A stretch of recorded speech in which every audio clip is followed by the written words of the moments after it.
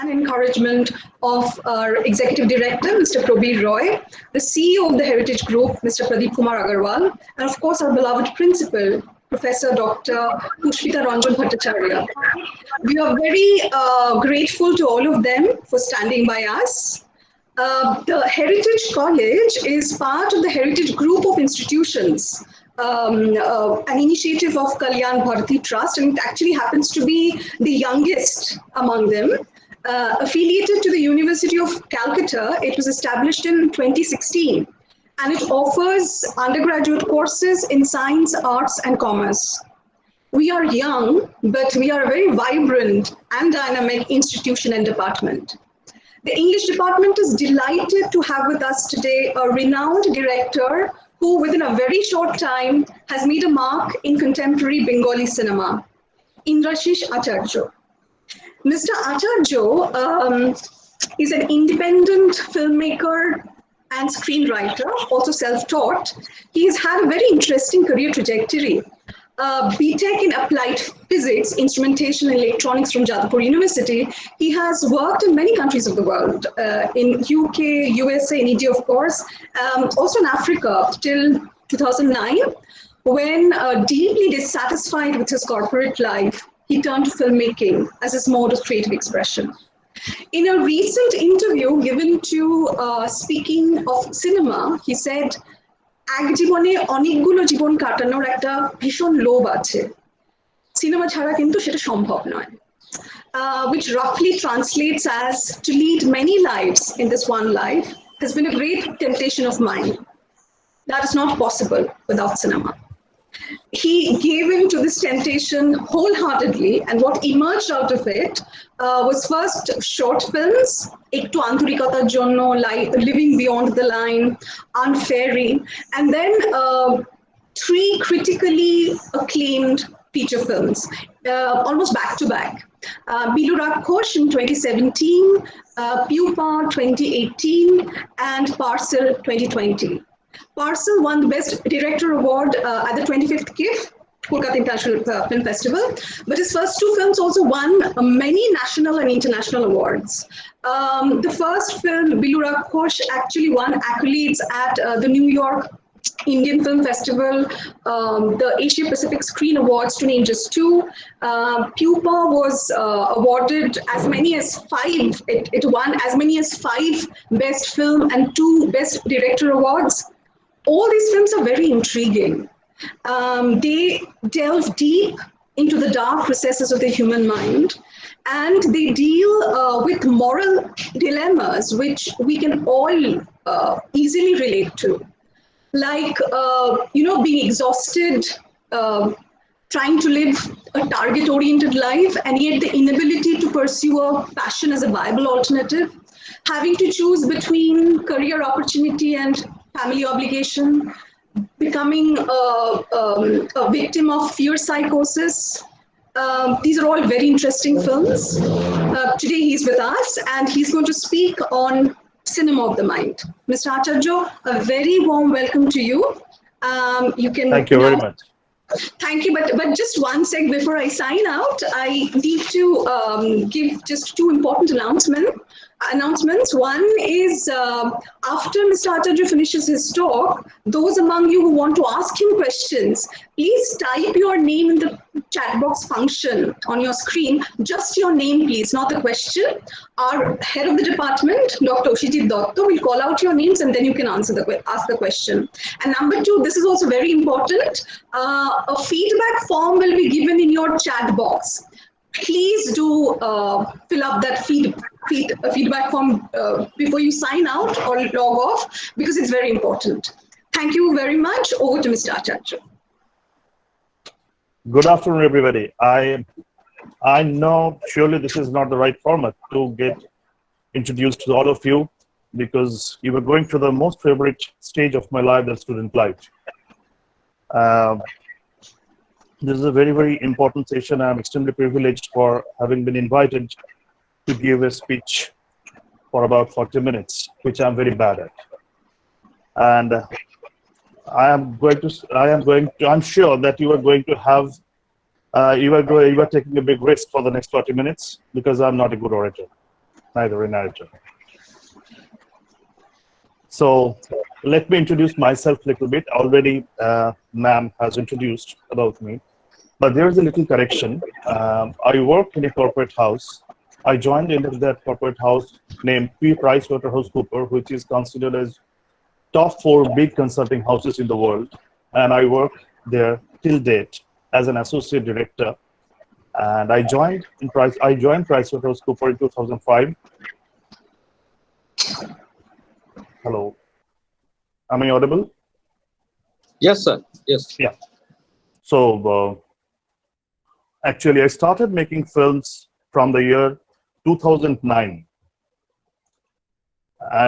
Actually, ma'am rightly said that I got a little bit bored due to the same kind of work that I had to carry out during my tenure in PricewaterhouseCoopers and all the companies I have worked till date. The only good thing is that I have been able to explore different countries, different states, different humankind, different human races.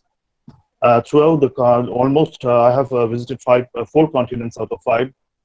So that actually itched me to make film. And then a long story, so I'll rather to cut it off here. The most important part of my journey is to reflect myself, my thought process into the screen. যখন আমি ট্রেনে করে ছোটবেলায় যেতাম আমার বাবা মায়ের সঙ্গে, I used to travel in sleeper class. তো রাত্রিবেলা হয়ে যেত, আমরা যখন জানলা খুলে দেখতাম যে অনেক দূরে দুটো একটা ছোট্ট বাড়িতে আলো জ্বলছে, and no মানে তার চারপাশে কিচ্ছু নেই, একটা অন্ধকার ধুধু করছে আলো, অন্ধকার ধুধু করছে চারপাশ, আর মধ্যে ছোট্ট একটা আলো জ্বলছে। আমার খালি মনে হতো যে ওইখানে যারা থাকে তারা কি করে থাকে, forget about everything. আমি সেখানে নিজেকে বসাতাম। I used to grow up there during the phase of my journey. আমার ১-১০ ঘন্টা ১২ ঘন্টা যে জার্নিটা আমি ওখানে বসতাম, ওই বাড়িটার মধ্যে বসতাম, আমার বাবা মাও থাকতেন, আমার আত্মীয় স্বজন থাকতেন, আমি ওখানে বেড়ে উঠতাম। এই ১০ বছর ১২ বছরের যে বেড়ে ওঠা, it actually helped me coming into the filmmaking process. It completely changed my mind. যেভাবে আমি ওভাবে যাতায়াত করতাম, এই ১০ বছরের মধ্যে একটা পুরো জীবন বাঁচতাম, তখন আমার মনে হচ্ছিল why can't I reflect the same thing into the screen with the help of other things that I love to explore. Number 1, literature. Number 2, music. Number 3, acting. I wanted to amalgamate the 3 things into entirety and make one thing as an art, that is cinema. এইটা একটা আমার কাছে বিরাট পাওনা বলা যেতে পারে যে এইভাবে আমি বড় হয়েছি। Now the Flipkartish and smartphone age, I'm sure many of you don't get that much of opportunity to explore the human race or the villages or the suburbs the way we used to. If I consider you to my next generation. তো এইখানে আমার cinema journey শুরু হয়। আমি 2009 সালে একটা ছবি করি। আমি 2009-তে লিভিং বিয়ন্ড দ্য লাইন বলে একটা ছবি করি, and that is a terribly bad film, but unfortunately or fortunately I received an award, national award for that film, and that national award was given by Andhra Pradesh government. They conducted a festival, national festival, and I got the best debutant director award. তো তখন আমার মনে হয় আমিও তাহলে cinema বানাতে পারি। Then I started my second film, একটু আন্তরিকতার জন্য. Then I started my second film, একটু আন্তরিকতার জন্য, for a little affection, and that film fetched me almost 10 to 11 awards around the world. Then I kept on going. I made another 2-3 short films. I visited many countries with my films. But later on, one of my friends from PricewaterhouseCoopers, I cannot mention his name due to obvious reasons, he helped me, provide me 20 lakhs rupees for making a feature film. But that went up to 45 lakhs at the end of the day because, and we all arranged that money by using crowdfunding, or my friend helped me a lot, and we made Bilu Rakhosh. Bilu Rakhosh is our story, the story for corporates, story for everybody. Those who have watched it, I know will agree to my opinion, and the notion that worked behind Bilu Rakhosh, and that was behind the Bilu Rakhosh, the Bilu Edeman within, the corporate life, and the rapid change of the technological progress. The rapid change of technological progress, you all must have witnessed. When I was a kid, I have experienced this tape with spoons. The two big wheels used to rotate, and music used to come out from that particular spoons and wheels, with a separate speaker, of course, and record player that used to play in 33 to 75 or 78 RPM. But later on, it changed. It kept on changing. Floppy came, then CD came, then DVD, followed by USB, Blu-ray, and now the gigabyte in a small chip. Now, are we used to accept all these rapid changes in such a short period of time? I think no. But we had to accept. We are left with no other option but to accept, to participate in the race. And still, we are in the same race. We all have become rats. Maybe you have not experienced I am not discouraging anybody. I am not saying any negativity here. But the fact is, what I have experienced, the reflection of my thought process is a reflection of my thought process to you. There are obviously good, there are also good into it. But the rat race is there, very, very much there. And all of my cinema, what I have seen from the world cinema, what I have learned from world cinema, what I have seen in world cinema, and what I am doing right now, all my thought process, all my negativities, and also the positivity are being reflected into my films. If we take now, if I take few films or few of my favorite films and try to relate how mind comes into play shaping cinema, or to give a perfect form of a cinema, that would be very interesting subject. And many people nowadays are working with this subject. If I take a name, J.W. Griffith, one of the pioneer of world cinema, he was from Hollywood. He made a film called Birth of a Nation. Basically, it was not a good film because it had a lot of negativities for the African Americans. So right now the film cannot be shown anywhere. But in spite of that all negativity, he first thought a particular shot that was very, very important in the world cinema, in the history of cinema, that is close-up shots. Scientifically, he thought that if I cannot take the close-up of a human being or the particular character, the audience who will be witnessing or experiencing my film won't be able to relate with the particular character. And now he decided to take the close-up shots. Now this came into his mind because somebody said, I can see a lot of characters far from my camera, but I'm not being able to relate.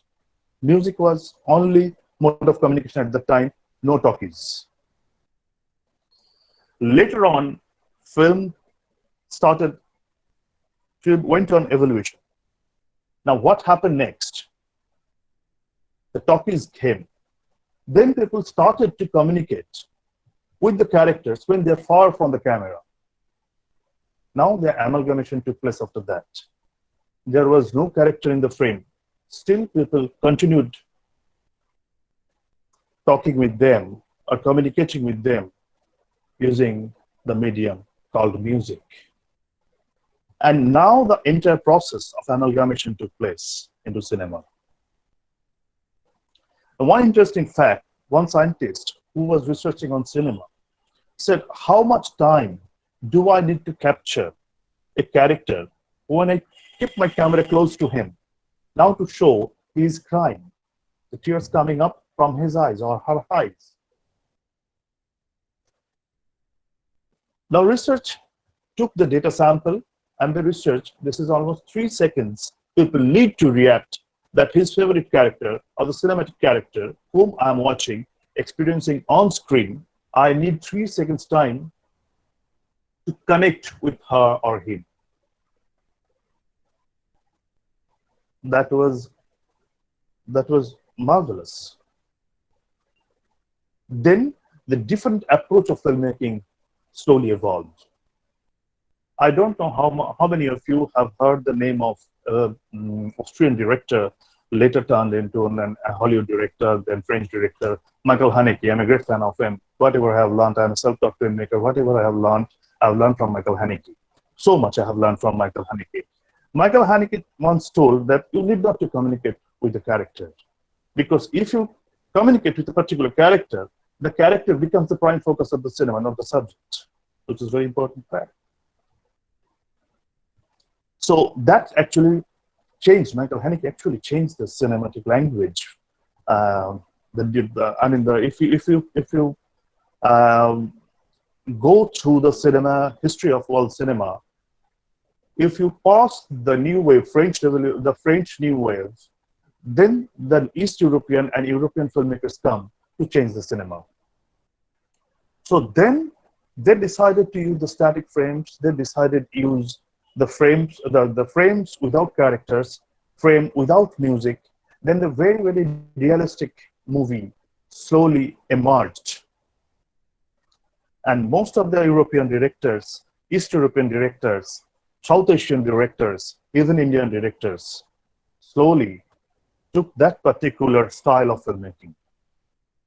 And now the fact that European culture is different, Indian culture is different, South Asian culture is different. I mean, South Asian so many countries come under South Asia, Malaysia, Korea. Now, their mindset do not go with the European mindset. And that created a lot of conflicts of filmmaking.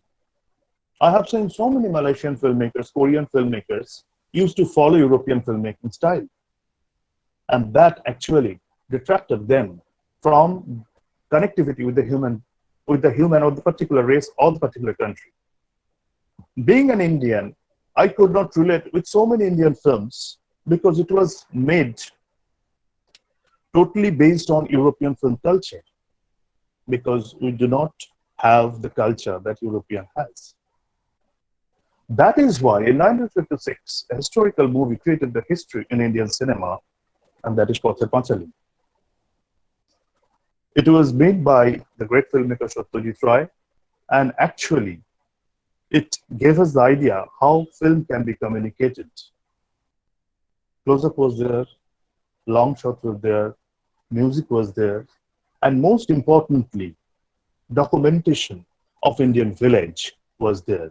Then people started thinking cinema as the exchange of knowledge of different countries, different races, different culture, different traditions.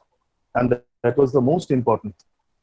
That's the most important thing in world cinema. Then Ritik Ghatak came, Tapan Sinha came, Mrinal Sen, Tarun Majumdar, so many stalwarts. Now, cinema basically stands on 3 parts that affects our mind, that impacts our mind. The first part is visual, the second part is emotional, and the third part is psychological. Now, you will see that most of the cinema, which we call cinema, are not exactly the cinema what we call a cinema comparing to a masterpiece in the gamut of world cinema. Because cinema has come out with certain language. Now, you can break the language, you can break the grammar of cinema, but you have to have the proper knowledge of the existing cinematic language. So basically, cinema is a balance of all these three. Number one, visual. Number two, emotional. Number two, psychological. But most of Indian cinema, all the South Asian cinema, focused on visuals, focused on emotions. They completely sidelined psychological part. I know many of you can understand the reason, because for the business, we do not want to think much. We do not want to dig into the deeper thing. Whatever we experience, whatever we take, that is our takeaway. We get to entertain through cinema. Our mind doesn't go with the complex scenario, because in this such a rat race scenario, we are already complex. We almost every day we think in a very complicated manner for any kind of solution, for any kind of business, transactional business. So why should I think in the same way when I used to experience a cinema? Absolutely no problem in that. But we continue to do that. So the height we achieved till 1985, 1986, it started falling down. It started ramping down very rapidly.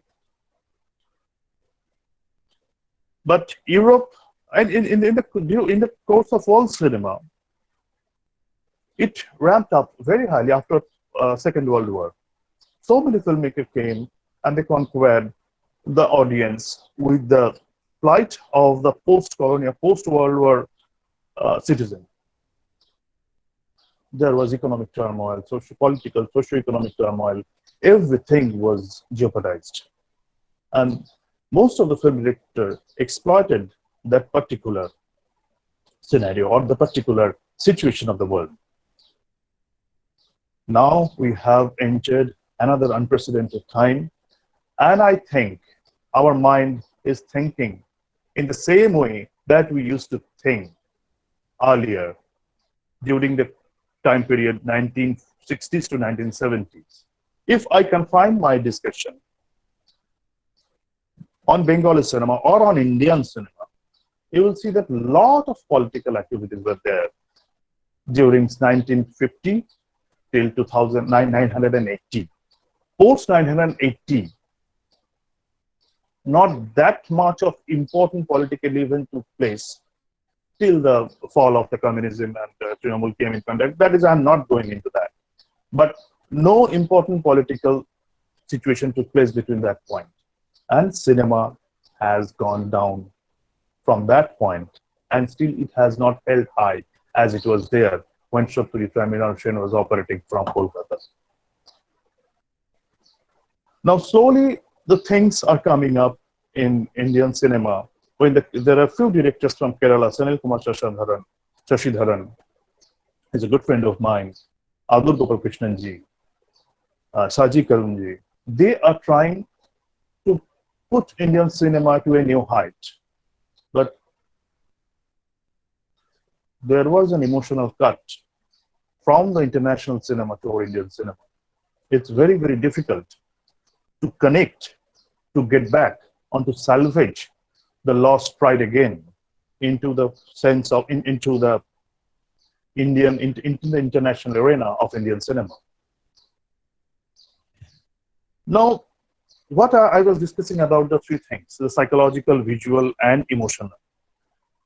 So basically, we stressed on the emotional drama. And we saw a huge business profit using that particular emotional drama with a little bit of visual. We completely ignored psychological. Now, this is the mindset of each and every human being. Whatever I'm used to, I will go by that. I have not seen, for the last 10 to 15 years, I have not seen any psychological drama or any psychological analysis of a character or the conflict of a character, the self or the critical characters in cinema. It's very hard to see nowadays. Either he's completely white or he's completely black, what we call villain or hero. Now, when critical characters will start coming into cinema, cinema will slowly evolve into a new height. And the process has been started by so many filmmakers. I think within 10 to 15 days, or 15 years, we'll be able to reach another height. And this is my anticipation, and hopefully we will reach. But what I was discussing, now I am used to take dal and rice each and every day for the last 4 or 5 years. If somebody offers me a new dish, maybe Chinese pizza or Tiffin dish, pizza, Chinese, chow mein, noodles. Now, whoever is serving me the rice and dal, he asks me not to take pizza and Chinese because this is a one-time food you are getting. I will stop serving you rice and dal from next day onwards. What will you do? What will your mind do? Okay, Baba, I will not take dal and chawal. I will not take the pizza and noodles. I will continue with dal and chawal. Our mindset has gone into this shape. And if anybody does an experiment in Indian cinema or in world cinema it can be done. But in Indian cinema, no, Baba, I am okay with that emotional quotient, fulfilled with emotional quotient films. I'm not going to think much. So this is not my opinion. This is a well-researched study, because our different team from PwC did a study on this, and I am telling you that 10% or 15% of the particular study. So this is a very important psychological mindset change that happened from 1985, and it's still going on, but slowly things are coming up. Things are shaping in a good manner. So basically now another important thing, that a good film is a perception. Now I can do a very interesting experiment. I can make a film and ask one of the very famous director from India or from the world that put your name in this film and circulate it amongst your audience and see the reaction. I'm 100% sure the reaction would be drastically different if had my name been put in that cinema, because that director has already been perceived as a good director, or the other director, whatever XYZ, he has not been perceived as a good director. So cinema is seen in that way as well. If somebody is sitting idle like this and I can shot it for 2 minutes, people will get bored and go away. If it is done by an eminent director, world-recognized director, people will start thinking, oh, must be something. The shot has got something. So this is another very important aspect. This has already been this discussion was taking place with one of my favorite director abroad when I visited with one of my film. It was in Hanoi International Film Festival when I took my film. It was in competition, and I met Alan Stotsky, who was the production designer of Schindler's List. So he completely agreed with this thought process. But you have to have a particular, you have to cross a threshold to make your film consider a good film. That is very, very important. Until and unless your film won't be considered. If it crosses a certain threshold, then the perspective comes into play. So film is a very, very subjective, but at the same time, film is very, very mathematical. It can be judged in absolute terms. Not all the terms should be subjective, because film is completely subjective. I cannot understand, because you can like it, I cannot like it. It's okay, but there are certain elements in film, there are certain attributes in film that can make a film judged in absolute terms. I can give you an example on that. Now, film language actually helps your mind thinking progression. Each and every, your mindset will be there in whenever we are watching a film, that what will happen next. This is the objective of each filmmaker and each film as well. What will happen next? You are building a character, you are progressing with a particular incident, there are subplots are coming in, but ultimately what happens next? Now, if I I keep my film open, and if I keep on thinking what my audience would take this thing further, my question is what my audience will think in the next scene. That is a very important aspect of film. Suppose I have built up a character. He is prone to heart attack. Now he is standing in a baranda. Now suddenly he goes off from the frame. Now I have built up a character. He is prone to heart attack. Now I'm just using sound. Maybe he opens some door. He goes into that door by sound. Now few sounds of water. He's pouring. He's opening a tap. The water is coming on. It's filling a bulky. But you are experiencing the particular sound and imagining yourself what is happening. Now it's having big sound. Now the perspective of your mind will help you thinking that the man has got heart attack. Because it's a cinema, I will not use any extra frame or any extra time to show the man is going to take bath. If any director cannot explain that why he is using this shot in terms of progression of his film, if he cannot explain, then he is not doing justice with the film. This is as in absolute terms. He is losing his power, at least for this period of time. Now, this is the perspective and mindset are coming parallel here. As you know, he is prone to heart attack. You will think that he has suffered a cardiac arrest in the bathroom. Just I am giving you some reference points to think. So this is called open-ended thinking, and slowly your mind gets used to this film. From the next time onwards, whenever I will use off-screen, you will search the reference I have created for the particular character. What may happen to that character? He is going out now, and he is discussing something, and he's coming out, and he's coming in. Now, what has he done there? I will give you some reference. It is director's responsibility to put some reference about the character. Now you will understand what he has done outside there when he was off frame. And that is very interesting, open-ended discourse in cinema. It is very, very interesting. So that is where mindset comes to develop a cinema for a filmmaker as well as the audience. If your mind is not equipped enough or not open enough to think, oh, I am not interested in this kind of film. I want to see whatever is happening, the director should spoon feed me. That is a different perspective.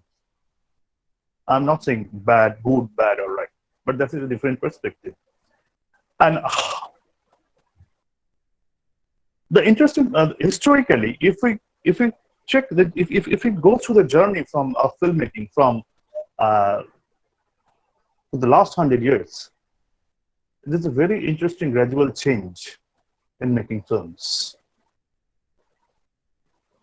Earlier, we used to see a lot of cuts and music to communicate with people. Now, the music part, the emotional part, is drastically changing their quotient into the film. Rather, they are trying to put psychological quotient much more than it was used to be. I can give you a lot of references, but the time doesn't provide me to give you references all the film and discuss. Hopefully, I will interact with you in person and discuss so many things. My impression was that everybody understands Bengali here.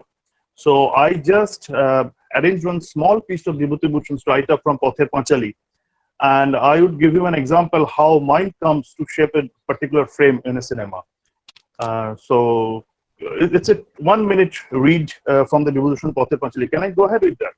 I am just going to show you how mind operates, giving the form of a particular frame.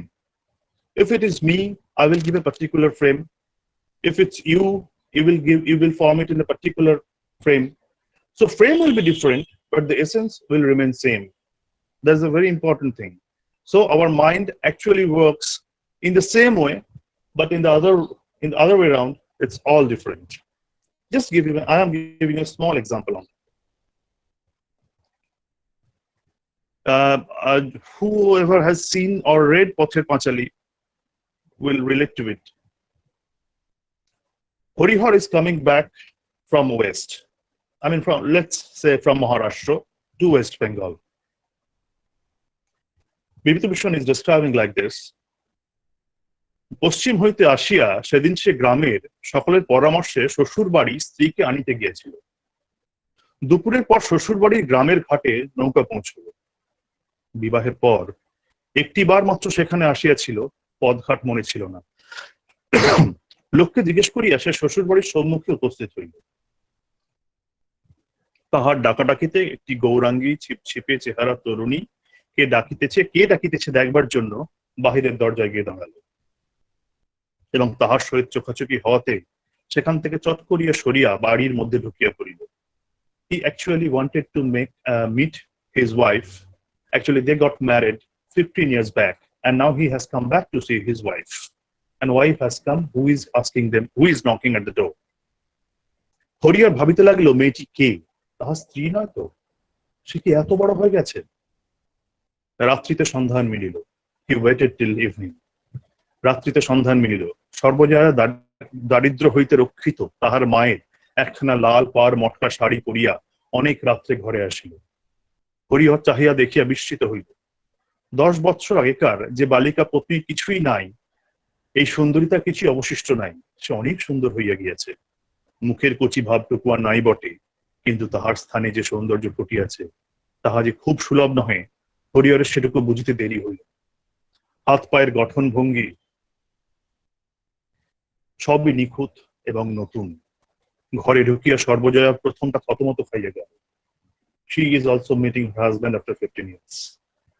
যদিও সে তো বড় হইয়াছে, এই পর্যন্ত স্বামীর সহিত তার কোনো দেখা ঘটে নাই। নববিবাহিতার সে লজ্জাটুকু তাহাকে যেন নতুন করিয়া পাইয়া বসিল। হরিহর প্রথম তার স্ত্রীকে কহিল, তার ডান হাতখানা নিজের হাতে লইয়া বিছানায় বসিল, বলিল, ভালো আছো? So this is a small piece of Vibhuti Bhushan which was not portrayed in Pather Panchali or nowhere in any kind of cinema in this world today till date. This part was eliminated from when he was making Pather Panchali because Bopu Durga was focused more than the pre-marriage of Harihar just at the time of marriage of Harihar. Now the interesting thing, in reading this, we are just getting two characters here, one Harihar and another Sarbojoy. Do we know about their character build-up? No, we do not know. How Harihar is. He is an arrogant, stubborn, amicable, friendly? No. Who is Sarbojoy? We do not know about Sarbojoy. But you have to develop your character based on your perception. Based on this 2 paragraphs, you can get a hint that Harihar is amicable, friendly, and passionate towards his wife. Same for Sarbojoya. Now, what comes into your mind? That I am reading a classic. What kind of woman, the particular behavior of women, how they used to behave at that time. This is the first reference point comes into your mind. This is the basic thought process that most of us go through.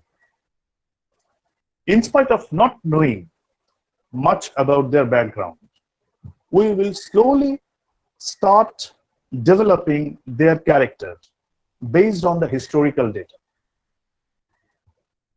Now, historical data will submerge to the data I collect from this paragraph. Now, slowly you are shaping your characters based on historical data, based on the small points that has been said, written here in Pothe Pachali. Now, two parts are complete. Third is the most important point, that is imagination. Now, these two variables will be more or less same, and this will be subjective based on all our thought process and imagination. I would like to portray Horiar as a good swimmer. Maybe he will stay there and go for a swim in the river. Somebody will ask, he is a passionate farmer. He will go to the mustard field and observe. So that is why mind plays a very, very important role in developing character and developing a film. I hope you have understood a little bit what I wanted to say here. So this is true for each and every form of art, but I'm not an expert in any kind of art. I understand a little bit of cinema. So I think it's almost 2:44. I have crossed the time. So I don't know how you did like this session, or I made you bored. So, but thank you very much for tolerating me for 40 minutes. And now I would like to have some questions from you. Okay, thank you, Indrasis sir, for this fascinatingly lucid lecture, talk, or any way we need to put it. So all those who want to ask questions to our very own, very dear Bengali filmmaker, Indrasis Acharya, please type out your name in the chat box. And while you're doing that, I will ask something to Indrasis sir. Sir, I've not seen Parcel, of course, but I've seen Pupa and Bilu Rakhosh. আপনি যেরকম বললেন যে আপনার দুটো প্রধান চরিত্রই কর্পোরেটে belong করে এবং তারা দুজনই চেষ্টা করছে কোনো একটা গ্রাউন্ড। বিলু রাক্ষস তো প্রাইমারিলি চেষ্টা করছে কোনোভাবে নিজের গানের জগৎটাকে ফিরে পেতে, ফ্যামিলি মেনটেন করতে এবং বনেদি বাড়ি মেনটেন করতে। বা এখানে পিউপারা দেখছি আমরা একটা মৃত্যুর সঙ্গে যোগাযোগ আছে এবং বাবাকে ছেড়ে দিতে পারছে না। তো আমার প্রশ্নটা হচ্ছে যে compare to the corporate life of hard labor and speed, are you somewhere trying to balance it with some kind of poetic slowness in your cinema? Because apnar cinema amra dekhi je it develops based on a beautiful slow poetry. The camera movement is slow. The camera doesn't always zoom in on characters. The camera maintains a distance. Apni koto deliberately koren seta niye kichu bolte paren amader? So this is my whatever I have delivered in my speech. This is the third pillar, that's psychological, and third pillar again in the story I just told here, the imagination. And when imagination meets with psychology, it creates some kind of new perspective. এখানে আমার main protagonist ছিল যে সে সেভাবে energetic ছিল না, কোনো সময় ছিল না, এবং একটা সময় আমাকে দেখাতে হয়েছিল যে he is actually being succumbed to the situation under these circumstances. এই সিচুয়েশনে আমরা পড়ে গেছি। এখন আমার ইচ্ছে করলেও আমি দুম করে আমার মতো কিছু করতে পারবো না, কারণ আমার মনে আছে, আমি এখন আবার বলছি যে just if I go back 20-25 বছর আগে বেশিরভাগ মানুষেরই একটা স্থিরতা ছিল, সে যতই মাইনে পাক, যতই কম পাক, বেশি পাক, একটা নির্দিষ্ট ভেরিয়েবল ছিল তার, যে এইখানে আমার একটা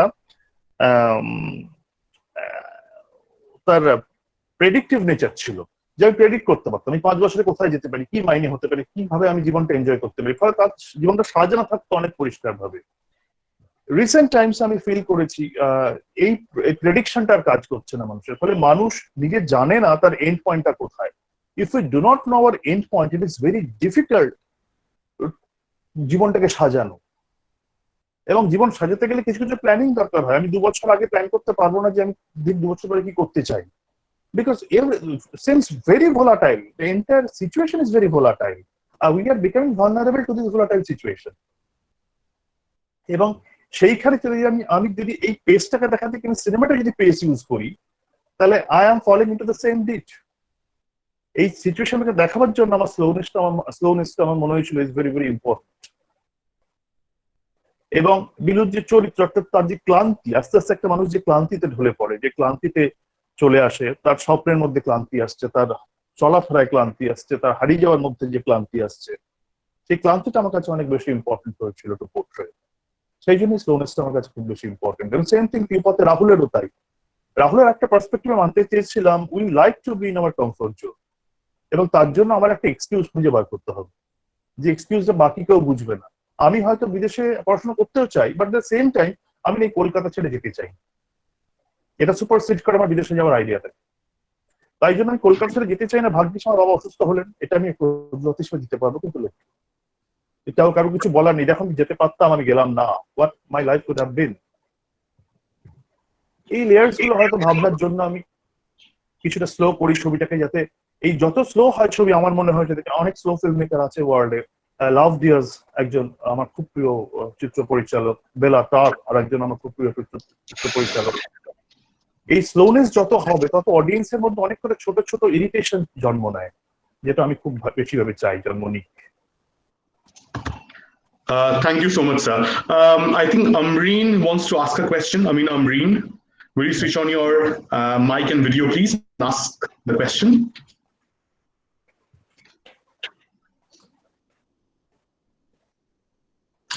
Do you want to do it yourself, or should I take up your question? Okay, I think Amina is asking, sir, how do you think perception and thought process of a director is different in adaptations? মানে আপনি যেরকম পথের পাঁচালীর কথা বললেন, অ্যাডাপ্টেশনের কথা, সেটাও জিজ্ঞেস করছে কি করে পারসেপশন চেঞ্জ হয়। হ্যাঁ, see, I have already given an example on this. If you are adapting a novel, I can show you, but there are different. There are some good journals in the net. It is free. How Griffith has used Charles Dickens when he has adapted Charles Dickens' story. It's a layer by layer. There is a description. So I have already told you that there are 3 perspectives or perceptions that you can adapt while adapting a particular story written by someone else. Now, the first thing is you have to keep the essence intact in order to respect the author or the writer whom you are going to portray your film on screen. Second thing, as you are sticking to the essence of the film, your characters will more or less match or show similarities of the character that is written there. Third part again is most important. There is a discourse in the novel or the short story or the write-up that you are going to work on. Based on the discourse and the morale or the ending or the conclusion, you will have to set your own perception. It is totally subjective. Maybe you can turn the character 180 degrees. The writer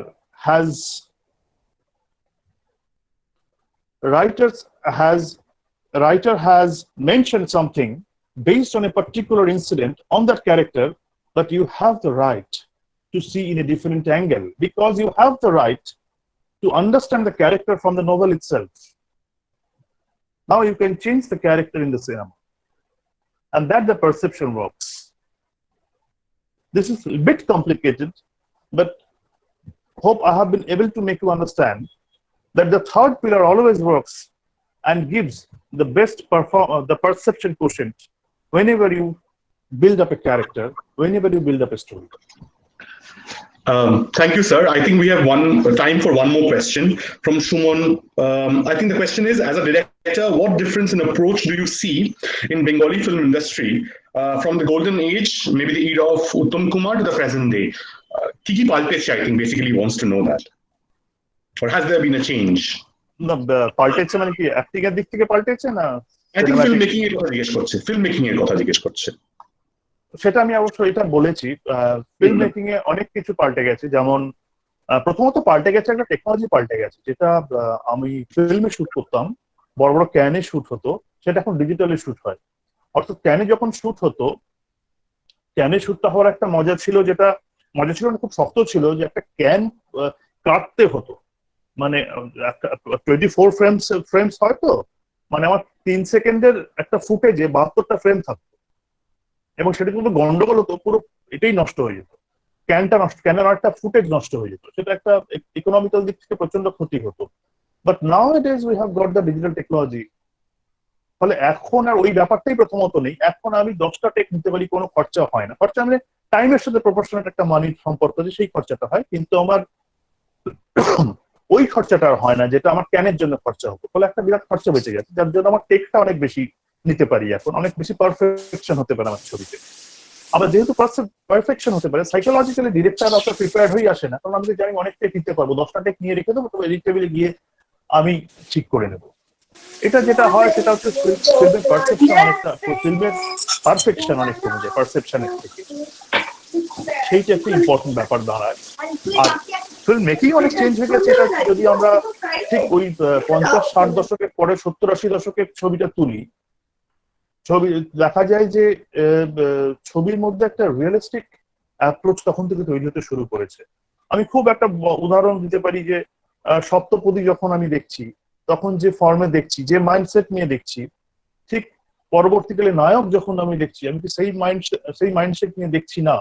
এবং সেই mindset যদি আমি না দেখি, তখন আমার সেই মাইন্ডসেটটাকে তৈরি করার জন্য একটা সময় লাগে, যে এটা আমি সত্যি ছবি দেখছি, এখানে আমি সেই ইমোশন পাবো না, সেখানে আমি সেই ক্রাফটিং পাবো না, যে ক্রাফটিং আমি দেখে অভ্যস্ত, এখানে আমাকে তৈরি হতে হবে অন্য কিছু। এবার আস্তে আস্তে সেই দর্শক যখন তৈরি হয়ে গেল, তখন ডিরেক্টররা সাহস করে সেই ক্রাফটিং এর উপর জোর দিলেন, যেখানে মৃণাল সেন পরে বানালেন, আকাশ কুসুম বানালেন, ভুবন সোম বানালেন, এবার কিন্তু ক্রাফটিং চেঞ্জ হতে লাগলো। খারিজ বানালেন, তপন সিনহা তখন বানাচ্ছেন এক ডক্টর কি মত বানাচ্ছেন, হুইল চেয়ার বানাচ্ছেন, তরুণ মজুমদার গণদেবতা বানাচ্ছেন ওই সময়। এইবার সেই মিউজিক্যাল জনার থেকে আস্তে আস্তে কিন্তু ছবি রিয়েলিস্টিক ফর্মের দিকে যেতে লাগলো। পরবর্তীকালে ঋতুপর্ণ ঘোষ বানাচ্ছেন, গৌতম ঘোষ বানাচ্ছেন, এই রিয়েলিস্টিক জনারে আস্তে আস্তে ঢুকতে লাগলো মানুষ। তারপরে এখন আবার হঠাৎ ওই এটা সিরিয়ালিস্ট ব্যাপার যখন তৈরি হলো, তখন আবার সেই মিউজিকের আধিক্য ঘটছে, একটা লার্জার দ্যান লাইফটা বেশি হয়ে যাচ্ছে সিনেমায়। এটা একটা সাইনোসয়েডাল কার্ভের মতো চলছে। বাট এখন আছে চেষ্টা করছে, অনেকেই চেষ্টা করছে, সেটা কিছু হচ্ছে কিছু হচ্ছে না, এটা হয়তো চলছে। But we have to keep on trying. তবে রিয়েলিজমের দিকে সিনেমা খুব বেশি এসে যাচ্ছে, ডকু ফিচার টাইপের সিনেমা অনেক বেশি হচ্ছে। এটা একটা ইম্পর্টেন্ট চেঞ্জ সিনেমার আগের থেকে। Yeah, I think Shorodip, you can ask the question. One more question, last question. Can you ask Shorodip?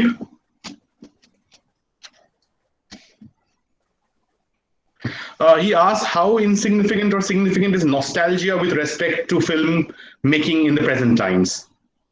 This is completely subjective. একটা film making এর একটা বড় পার্ট হচ্ছে documentation. Whether it's past time or present time is not important. Documentation. আমি যদি এখন জানতে চাই যে 40 সালের কলকাতা কেমন ছিল, বা 40 সালের ওল্ড দিল্লি কেমন ছিল, বা 40 সালের বম্বে কেমন ছিল, I need to search for a film. Maybe documentaries হতে পারে, কিন্তু ফিকশন আমাকে অনেক বেশি অ্যাট্রাক্ট করে। আমি যদি 40 সালের একটা কোনো ফিল্ম জানতে চাই, সেটা একটা সবচেয়ে ভালো ফিল্ম যে ডিরেক্টর বানিয়ে গেছেন, বম্বেকে পোর্ট্রে করে কলকাতা কিংবা দিল্লিকে পোর্ট্রে, সেইটা আমার কাছে ভীষণ ভীষণ ইম্পর্টেন্ট আর কি। এটা কমপ্লিটলি সাবজেক্টিভ। তেমনি আজকে যেমন আমি যদি একটা টাইম স্পেস নিয়ে ছবি বানাই, এবং এটার অনেক ভ্যালুয়েবল হয়ে যাবে যদি সেভাবে বানাতে পারি, আমার ক্রাফটিং যদি সেভাবে থাকে, সেভাবে ডকুমেন্টেশন করতে পারি। আজ বাসে কিরকম ভিড় হচ্ছে, কিভাবে পলিটিক্যাল মিছিল বেরোচ্ছে, কিভাবে লোকে সোশিও পলিটিক্যালি ইম্প্যাক্টেড হচ্ছে প্রত্যেকদিন রাস্তায়, কিভাবে এখানে ল অ্যান্ড অর্ডার ভেঙে পড়ছে বা ভালোভাবে কার্যকরী হচ্ছে, এইটা যদি আমি আর 40 বছর পরে দেখতে চাই কলকাতা কেমন ছিল, তখন আজকে আমাদের মধ্যে যিনি ভালো ফিল্ম বানাবেন, যার কলকাতার ডকুমেন্টেশন খুব ইম্পর্টেন্ট হবে, তার কাছে অবভিয়াসলি পুরনো নস্টালজিক একটা কাজ করি। এবং সবচেয়ে বড় কথা, আমাদের তো আমি বাংলা সাহিত্যের 1000 বছর ইতিহাস একটা পড়ছিলাম, তাতে দেখেছিলাম একটা সময় আমাদের একান্নবর্তী পরিবার ভীষণ ইম্পর্টেন্ট হয়েছিল। তার আগে আবার খুব কম পরিবার ছিল, এবং এখন তো একান্নবর্তী পরিবারের গল্প যদি আমি জানতে চাই যে কি করে মামা কাকা জ্যাঠা অনেকেই এখন থাকেন, কাকা জ্যাঠা 40 জন ফ্যামিলি মেম্বার একসাথে করে বাস করতেন, আমি সেরকম ছবি খুঁজবো, গল্প হলেও সত্যি তখন সিনেমা দেখবো। তো তখন এইটা সবসময় তো রিফ্লেকশন অফ থটটা কাজ করে যে কোনো সময়ের জন্য যখন কোন পরিচালক ছবি বানান। তো সেই নস্টালজিয়াটা ভীষণ ভীষণ ইম্পর্টেন্ট, এই কারণে যে আমি ডকুমেন্টেশনটা দেখাতে চাই এখনকার সময়ের দলিল তো সিনেমা বরাবর।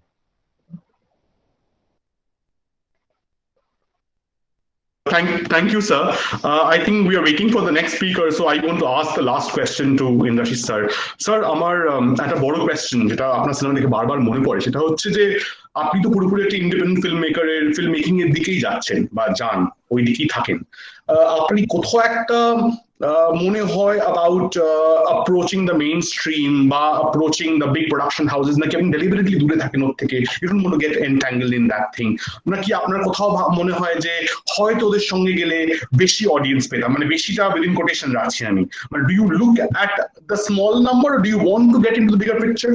See, Ashajit, I have taken a balanced approach here. I have no such taboo or inhibition, not going with the big houses, big producers. My only focus is to make films by my own way. I won't deviate the language I believe for films. এটা আমার কাছে খুব important. আমি যে ল্যাঙ্গুয়েজে বিশ্বাস করি সেটাই আমি করতে চাই। সেটা যদি কোনো বড় প্রডিউসার দেন, সেটা যদি বড় হাউস সাপোর্ট করেন, ডেফিনেটলি। বাট রাইট নাও ফিল্মের যা ট্রেন্ড, ফিল্মের যে সিচুয়েশন, হয়তো এই মুহূর্তে দাঁড়িয়ে সাপোর্টটা করলেও আমি যেমন কারণ কম্প্রোমাইজ করতে বলা হবে। and whenever into that particular zone there may be no path of return, that another risk. So I am very calculative in this regard, so I will have to take a calculative risk in future. But আমার ওরকম কোনো ইয়ে নেই যে আমি যাবো না বা করবো না। ফিল্ম ইজ মাই, মানে ফিল্মটাই আমার কাছে সবচেয়ে ইম্পর্টেন্ট ব্যাপার, যেটা আমি ভালো করতে পারবো সেখানে যাবো। Okay, thank you so much, sir. Thank you so much for being a part of. Thank you so much for being a part. I would pass the mic to Rituparna Mukherjee, please, to carry on from here again. Rituparna Roy, I'm sorry, to carry on from here. Yeah. Thank you, Mr. Acharya, for that very fascinating session. We will now invite our next speaker, Arka Chattopadhyay. Before we invite him, I want to give a short introduction. He is Assistant Professor of Literary Studies at the Department of Humanities and Social Sciences at IIT Gandhinagar, India. He did his BA, MA and MPhil in English Literature from Presidency College and Jadavpur University, Kolkata. His MPhil thesis was on Samuel Beckett and Alan Badiou, and his PhD was on Beckett and Lacanian psychoanalysis, which he did from the University of Western Sydney. He has been published in many books and very widely in journals, namely in Interventions, Textual Practice, Samuel Beckett Today, the Harold Pinter Review, among others. He has co-edited the book Samuel Beckett and the Encounter of Philosophy and Literature, guest edited the SBTA issue on Samuel Beckett and the Extensions of the Mind. He is the chief editor of the online literary journal Shongla. His first monograph, Beckett, Lacan and the Mathematical Writing of the Real, has been published by Bloomsbury, USA in 2019, and he's currently co-editing a volume on Sabornee Karmakar, which is slated to come out in 2020 by Bloomsbury, India. He's also working on a volume on Badiou and modernism. His topic today is Somewhere a Tap is On, Staging of Diseased Minds. Mr. Chattopadhyay, very warm welcome. I ask you to begin. Thank you, Professor Roy, and thank you again for this kind invite. So what I want to do today is to talk about the function of metaphor for a diseased mind, and specifically speaking, for a mentally diseased person, a mentally ill person. What is the function of metaphor for such a person? How does metaphorization help or does it hinder? What is the function, as I said, of metaphorization for a diseased person?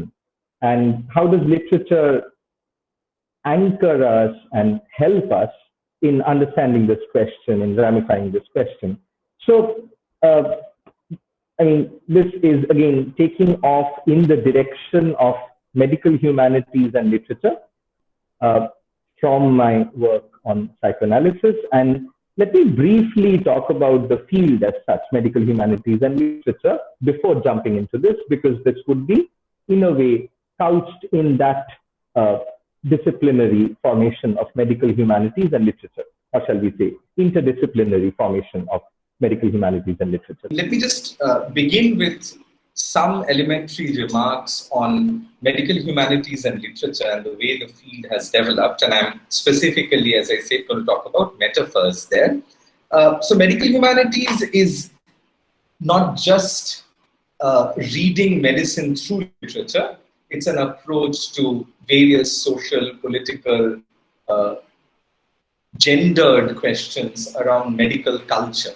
So just like any other cultural practice, medicine is also an institutional as well as an interpersonal practice that has a whole set of cultural ramifications to it. And of course, while doctors actually treat the patients, and of course it goes without saying under the circumstances, the relevance of this entire situation, medical culture is approached through a whole set of humanities and social science disciplines. For example, there's a lot of work that talks about sociology and medicine. So it's not just literature, but having said that, literary studies was an important discipline in the development of what is called medical humanities. So the approach to read a literary text there in the context of medical humanities is to look for embedded medical tropes. And they were always there in a sense, much before the development of this particular field, medical humanities. So we could be talking about medical tropes in the sense that there are professionals in a novel. For example, think about all the doctors, especially the male doctors represented in 19th century realist fiction. A very common example for most of you perhaps would be Middlemarch. But the profusion of doctors and also literary debates that had a very important feedback loop into medicine. So, for example, I'm thinking of the way the discussion of hysteria in pre-Freudian era was in a way charged around Flaubert's novel, Madame Bovary. And the whole question whether hysteria is or whether hysteria could be called a gendered disease, let's say, that discussion interestingly happened around the dissemination and reception of a literary text, such as Flaubert's text that I mentioned, Madame Bovary. So in a way, literature has always been implicated in medical culture, and there's a lot of representational content, be it trauma, be it, as I said, medical interpersonal relations, asylums, medical institutions, institutions of medical mental health, and specifically thinking of mental health within medical. So the approach in medical humanities and literature has often been to set out talking about these medical tropes in a literary text. And again, I mean, just to, I guess, settle you in, and some of you, perhaps all of you would be familiar with these lines. So for example, in the famous lines from Love Song to J. Alfred Prufrock, when Eliot uses this image of a patient etherized table. So the lines are, let us go then you and I when the evening is spread out against the sky, like a patient etherized upon a table. Why does he use this medical metaphor? Or it's not a metaphor, strictly speaking, it's an analogy, it's an explicit analogy, it's a simile. So why does he use this particular similitude of a patient etherized upon a table? That would be a question, and that question has always been asked within literary criticism. But if we open that question out to medical humanity, we would have to think of, let's say, the function of that word etherized. So if we write this line now, shall we use that verb? Would it be some other verb? Because one major interest in medical humanities and literature has been to think about medical culture in a historical sense within a literary text. So there are literary texts, of course, that would carry the imprints of their times. And if it's a text that thematizes medicine, could I please request all of you to mute your microphones, because I'm having a lot of interference at this point. Yes, thank you so much. So, right. So when we are talking about this line, for example, of course, it would be a literary question to ask why Eliot uses this medical similitude, talking about a very romantic scenario, two people walking out into the horizon, and it's an evening sky, a beautiful evening sky. Why is the sky spread out like a patient etherized upon a table? So this particular similitude would evoke some medical questions. Now, classical literary criticism would stay within the parameter of the literary text to address this question. But when we bring in medical humanities, we would have to go out of literary criticism to use resources from medical culture in order to address this question. Why does Eliot use the similitude? And as I said, it could also be a question about that word ether. The word ether as a noun, the word ether as a verb, etherized, and why that particular word etherized is used. Would that word change 100 years down the line, let's say now in 2020? So medical culture is, of course, a set of lexicons used in medicine, among other things. And how is a literary text implicated in the process of development of medical culture? That would be a question for medical humanities and literature. And again, there have been various works approaching various diseases in specific terms. So, for example, there's been a lot of work on memory that medicalizes the question of memory around particular symptoms of amnesia. And literature often becomes a representational repository for these symptoms, for these conditions, medical conditions. There's a lot of work that happened around trauma studies as a sort of sub-concentration within medical humanities and literature. So that's a very elementary setup. With that in mind, let us just continue to talk about medical culture as we talk about medical lexicon. And let me come to the question of metaphor now. Just give me a moment. So I want to begin with a text that, again, some of you would be familiar with, I suppose, from 1977-78. Susan Sontag, the writer and critic, wrote this famous book called Illness as Metaphor, where she criticized a deliberately abusive application of medical metaphors for various other contexts. So she was not just talking about metaphors in medicine, but she was talking about application of medical metaphors outside the medical context. So, for example, one of the instances she picks out in this book is how Trotsky called Stalinism the cancer of Marxism. So cancer becomes a medical metaphor in a political context, not in a medical context. Now, she basically opposes some of these archetypal metaphors, especially the metaphor of medicine as war, to fight a disease, when that becomes a kind of a warfare, as it were. So medicine as war is one of the things that is being criticized in the book, along with some other militaristic metaphors, which create an undue sense of violence. And Sontag's point is there's a certain stigmatization that happens through these metaphorizations.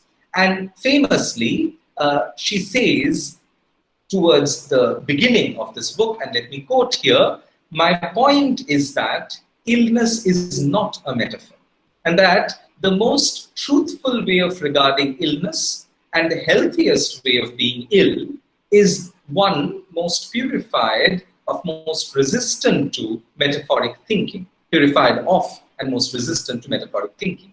Yet, it is hardly possible to take up one's residence in the kingdom of the ill, unprejudiced by the lurid metaphors with which it has been landscaped. It is toward an elucidation of those metaphors and a liberation from them that I dedicate this inquiry. So as I say, this comes towards the beginning of the book.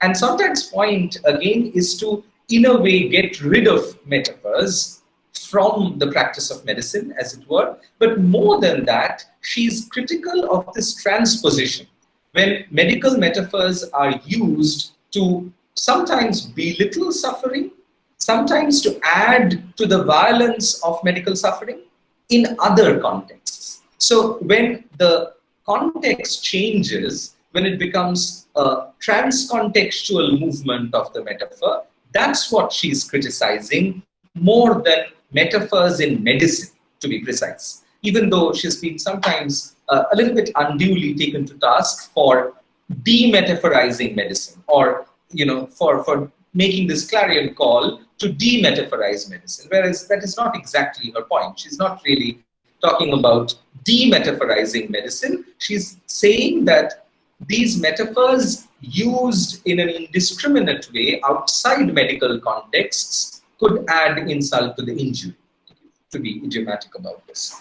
So metaphor becomes a vehicle for stigma and abuse, and hence it better be done away with. Let me give you one literary example that she uses, which is from Balzac's text, Lost Illusions. And I'm going to quote the particular passage from Balzac that she uses. This evening, he had seen things as they are, and instead of being seized with horror at the spectacle of that cancer in the very heart of Paris, he was intoxicated with the pleasure of being in such intellectually brilliant society, these remarkable men with their dazzling armor of vice. This is the quote from Balzac's Lost Illusions. And this is now Susan Sontag's gloss on it. I quote, "Before the city was understood as literally a cancer-causing or carcinogenic environment, the city was seen as itself a cancer, a place of abnormal, unnatural growth and extravagant, devouring, armored passions." So what she critiques is this particular metaphorization of the city as a carcinogenic environment. She followed this study up with another book, a brief one, on AIDS and its metaphors in 1989. So this is one particular development of the question of the metaphor in medical humanities. Now let me, come to a response and a very different activation of the metaphor in medical humanities that we see in a more recent book by Alan Bleakley. And Alan Bleakley is one of those early champions of medical humanities, a professor of health who has written many books on medical humanities, not exclusively from a literary perspective, but more generally from a perspective of medical culture, as I say. But as we know, language is the vehicle of culture. So any question of medical culture would also involve questions of medical lexicons. And metaphor is one of those lexical questions, shall we say. But it's not just lexical, it's also conceptual. And I'll come to this now. So in Alan Bleakley's 2017 book titled Thinking with Metaphors in Medicine, Bleakley stages a very different approach to metaphors in the practice of medicine. And it goes without saying that Bleakley is more affirmative when it comes to his positioning of the metaphor. So he does not see the metaphor only as this vehicle of abuse and stigma. And even though he's not entirely, he's not trying to write off Susan Sontag's work, because he sees the subtlety in that trans-contextual movement that I just mentioned. He does position himself in, let's say, on the other side of the spectrum, vis-a-vis Sontag. So there is a continuum. It's not particularly conflictual, and Bleakley acknowledges Sontag's work, but at the same time, because he's also very critical of those metaphors, which he calls master metaphors of medicine as war or the body as a machine, because there are certain practices of dehumanization at work here. And that's why he's opposing these metaphors, just as Sontag did. But then he is also trying to rehabilitate the metaphor in the discipline of medicine.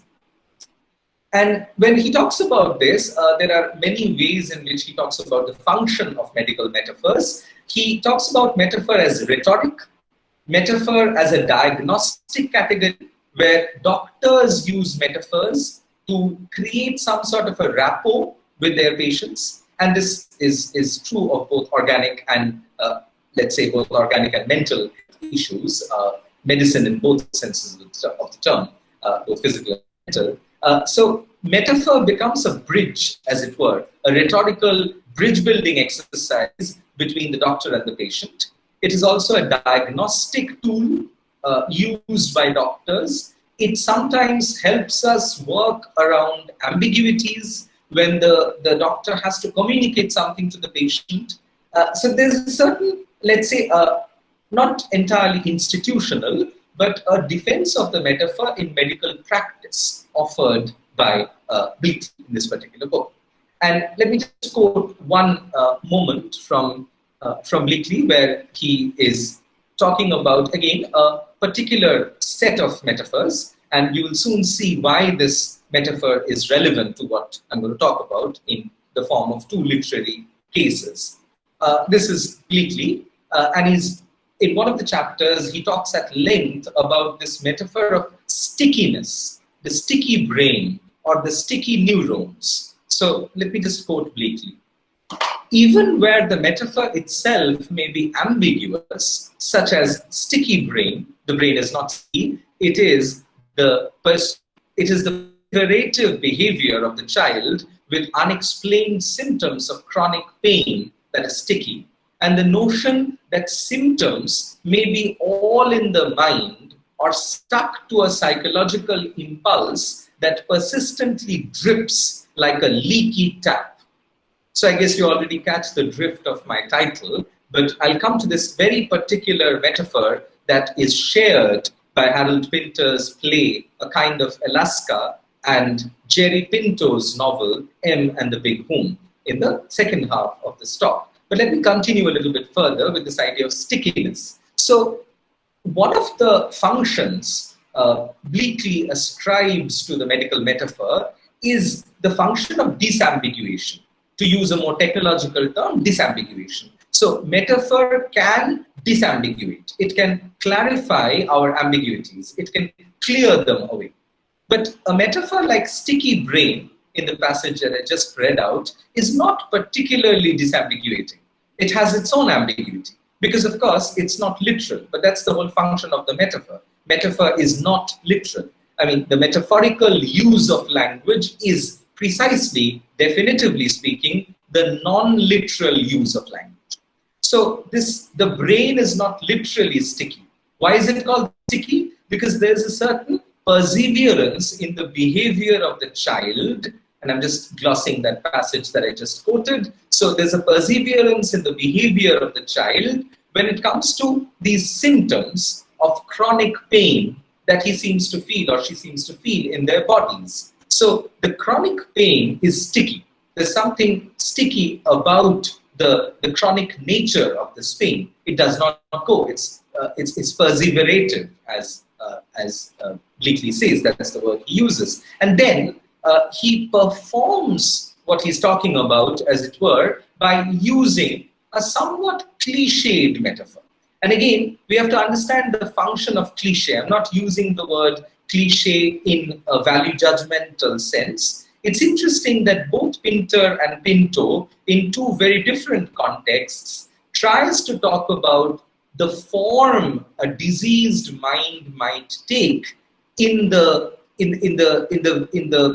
shared image of this dripping tap, this leaky tap. And interestingly, we find this image in Bleakley himself. So let me again read the latter half of that passage. The notion that symptoms may be all in the mind. So the symptoms are not actually there. They are imagined by us. They are fantasized by us. They are a product of, what Shakespeare and Macbeth would call the heat-oppressed imagination. So they're all in the mind. They're stuck to a psychological impulse, I quote again, that persistently drips like a leaky tap. So this would be my segue into the two texts that I will now talk about. The first one is a play by Harold Pinter. Again, I think most of you as students of literature would be perhaps familiar with his plays. This is the 4th volume of his plays, and I'm going to talk about a particular play called A Kind of Alaska.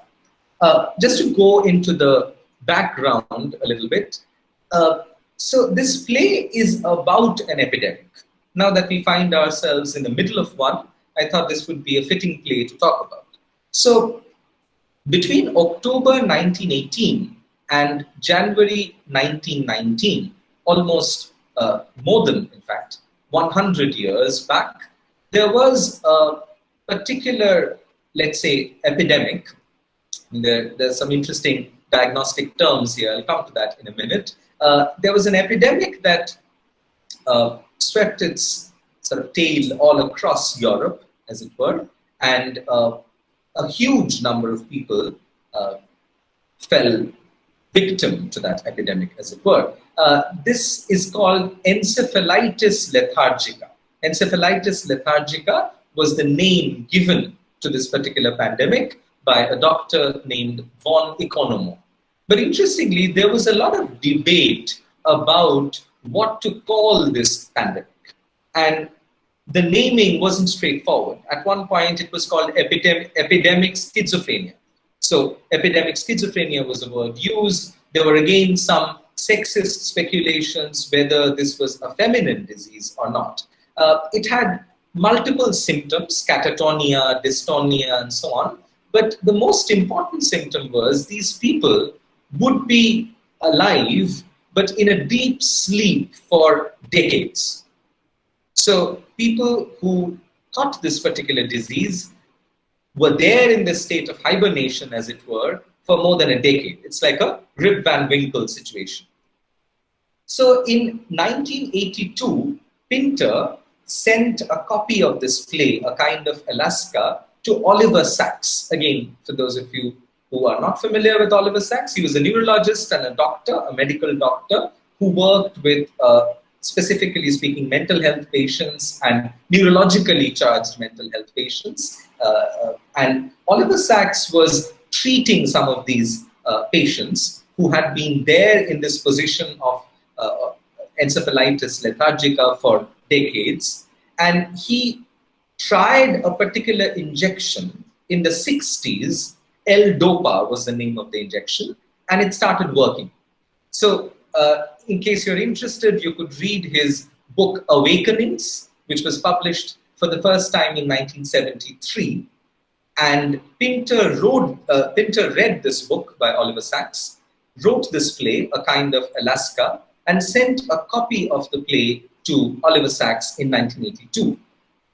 Oliver Sacks mentions this play and in fact congratulates Pinter on a very nuanced portrayal of the disease in this particular play in his 1999 new edition of Awakenings. So what we see here is a very direct historical network, as it were, between a medical practitioner and a playwright, and thereby a contextual movement, as it were, in between medical humanities and literature.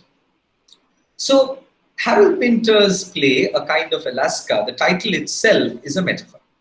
And he talks about this suspended condition where these patients were in a sleep-like, trance-like state for more than 2-3 decades without being able to move a limb.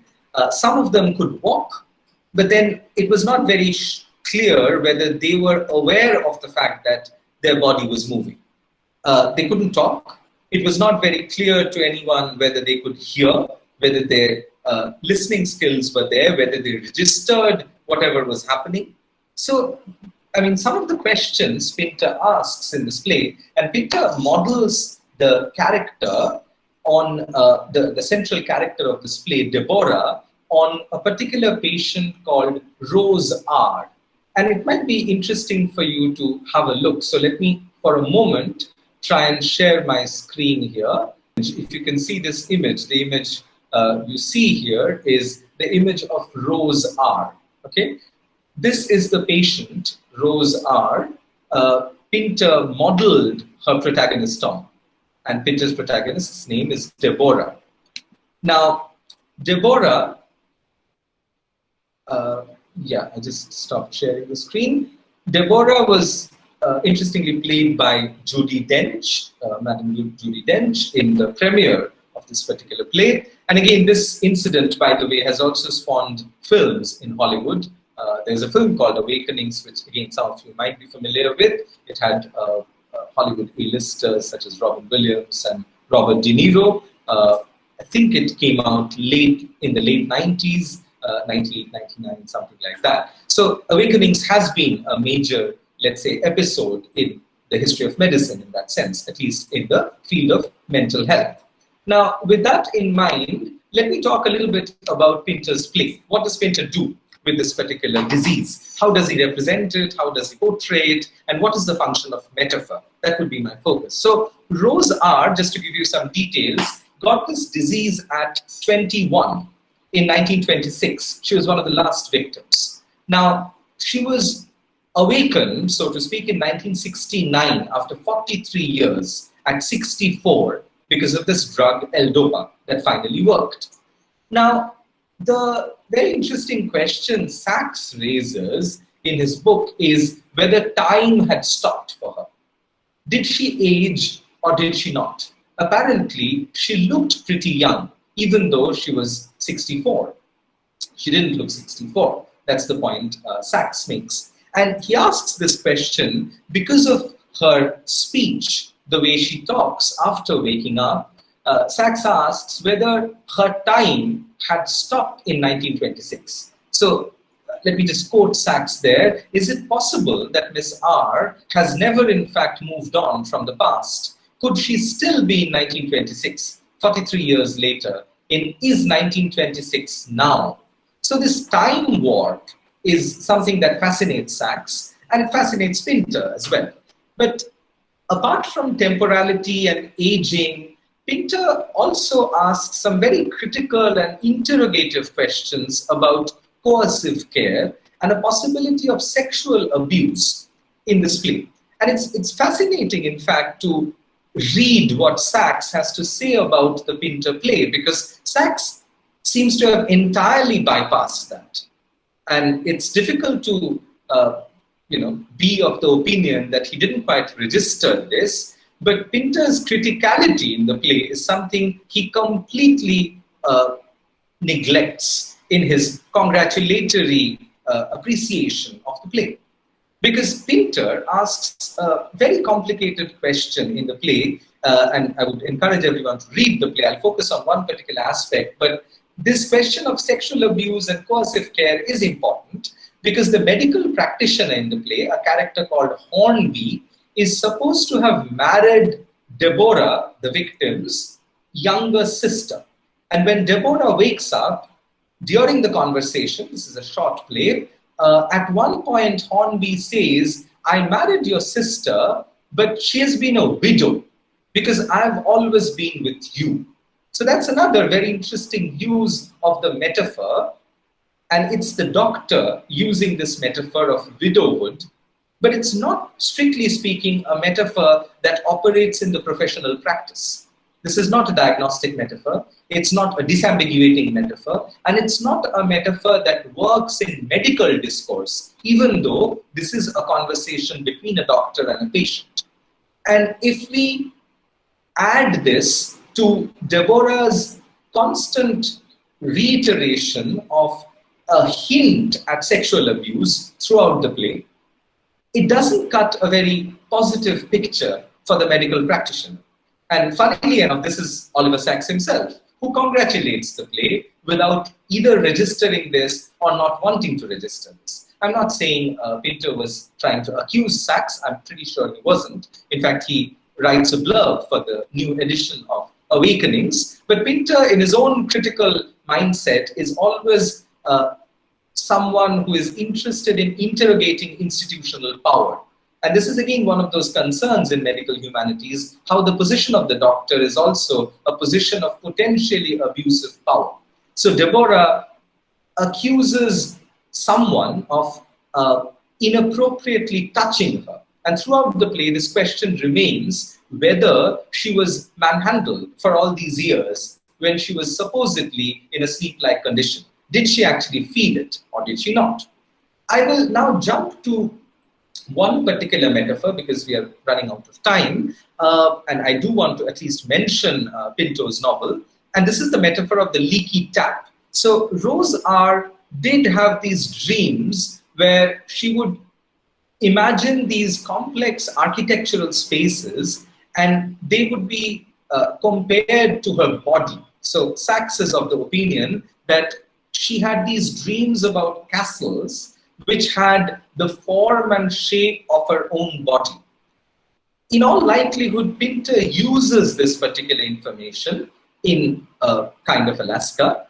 Having read the Rose R. case story in detail, he uses this leaky tap metaphor, but that's not the only metaphor. In the final monologue, Deborah talks about this very interesting set of, let's say, infinite spaces, as it were.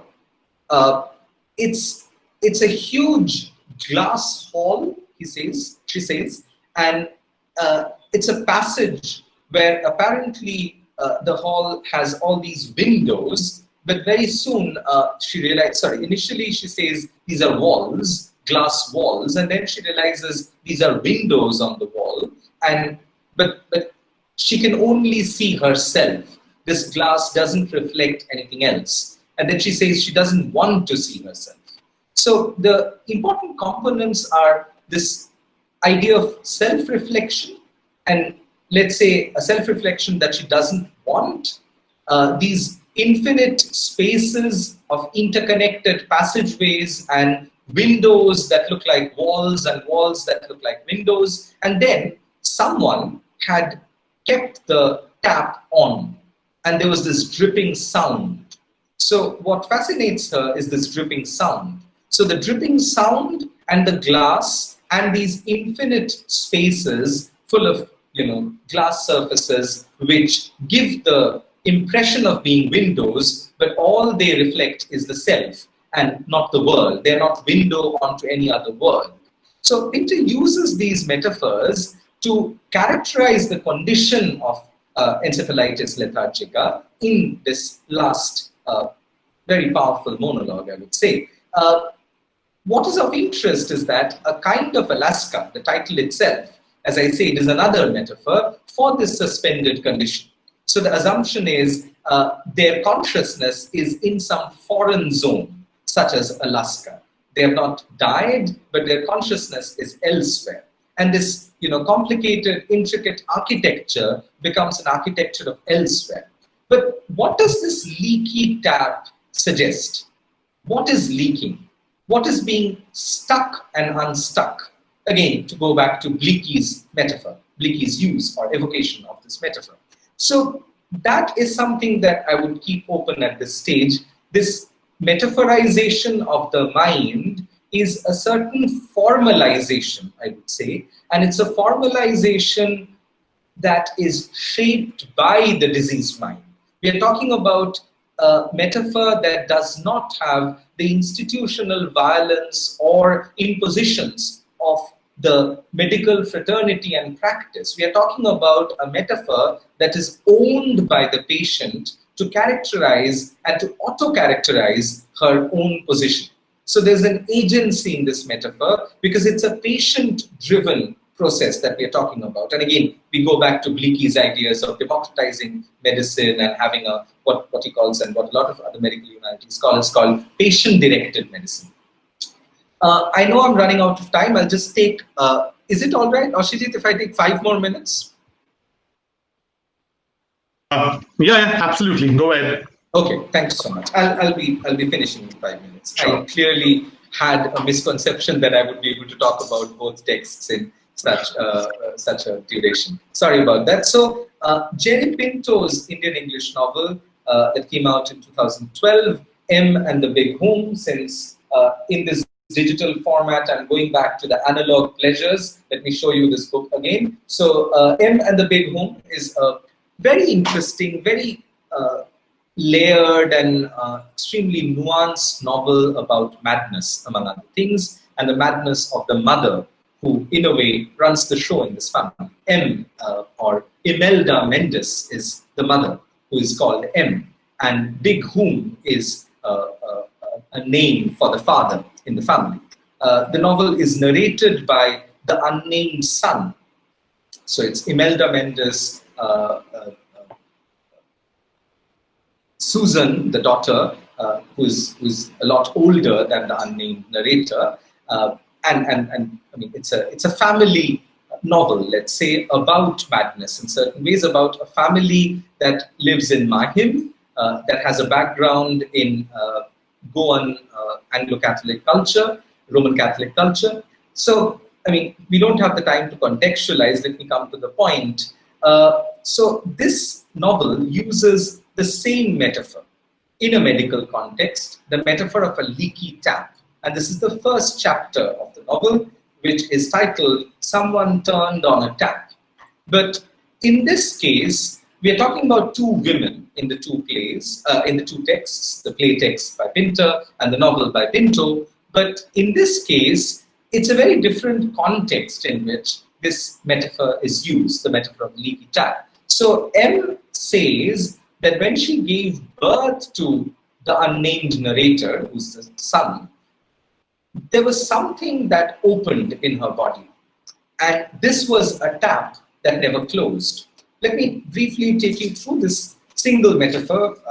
It's interesting how she calls her husband Angel Ears. She calls Big Whom Angel Ears. And at another point, she has another name for him, Limb of Satan. So all these fragmentations of the body, which produce their own metaphors, are important, but we don't have the time, so let me just proceed. So at one point, and this is a chapter, the first chapter, which also mentions Freud and Oedipus complex, among other things. There's a self-reflexive psychoanalytic knowledge that seems to be there with the narrator. So let me come to the tap metaphor.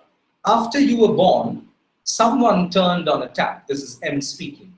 At first, it was only a drip, a black drip, and I felt it as sadness. I had felt sad before.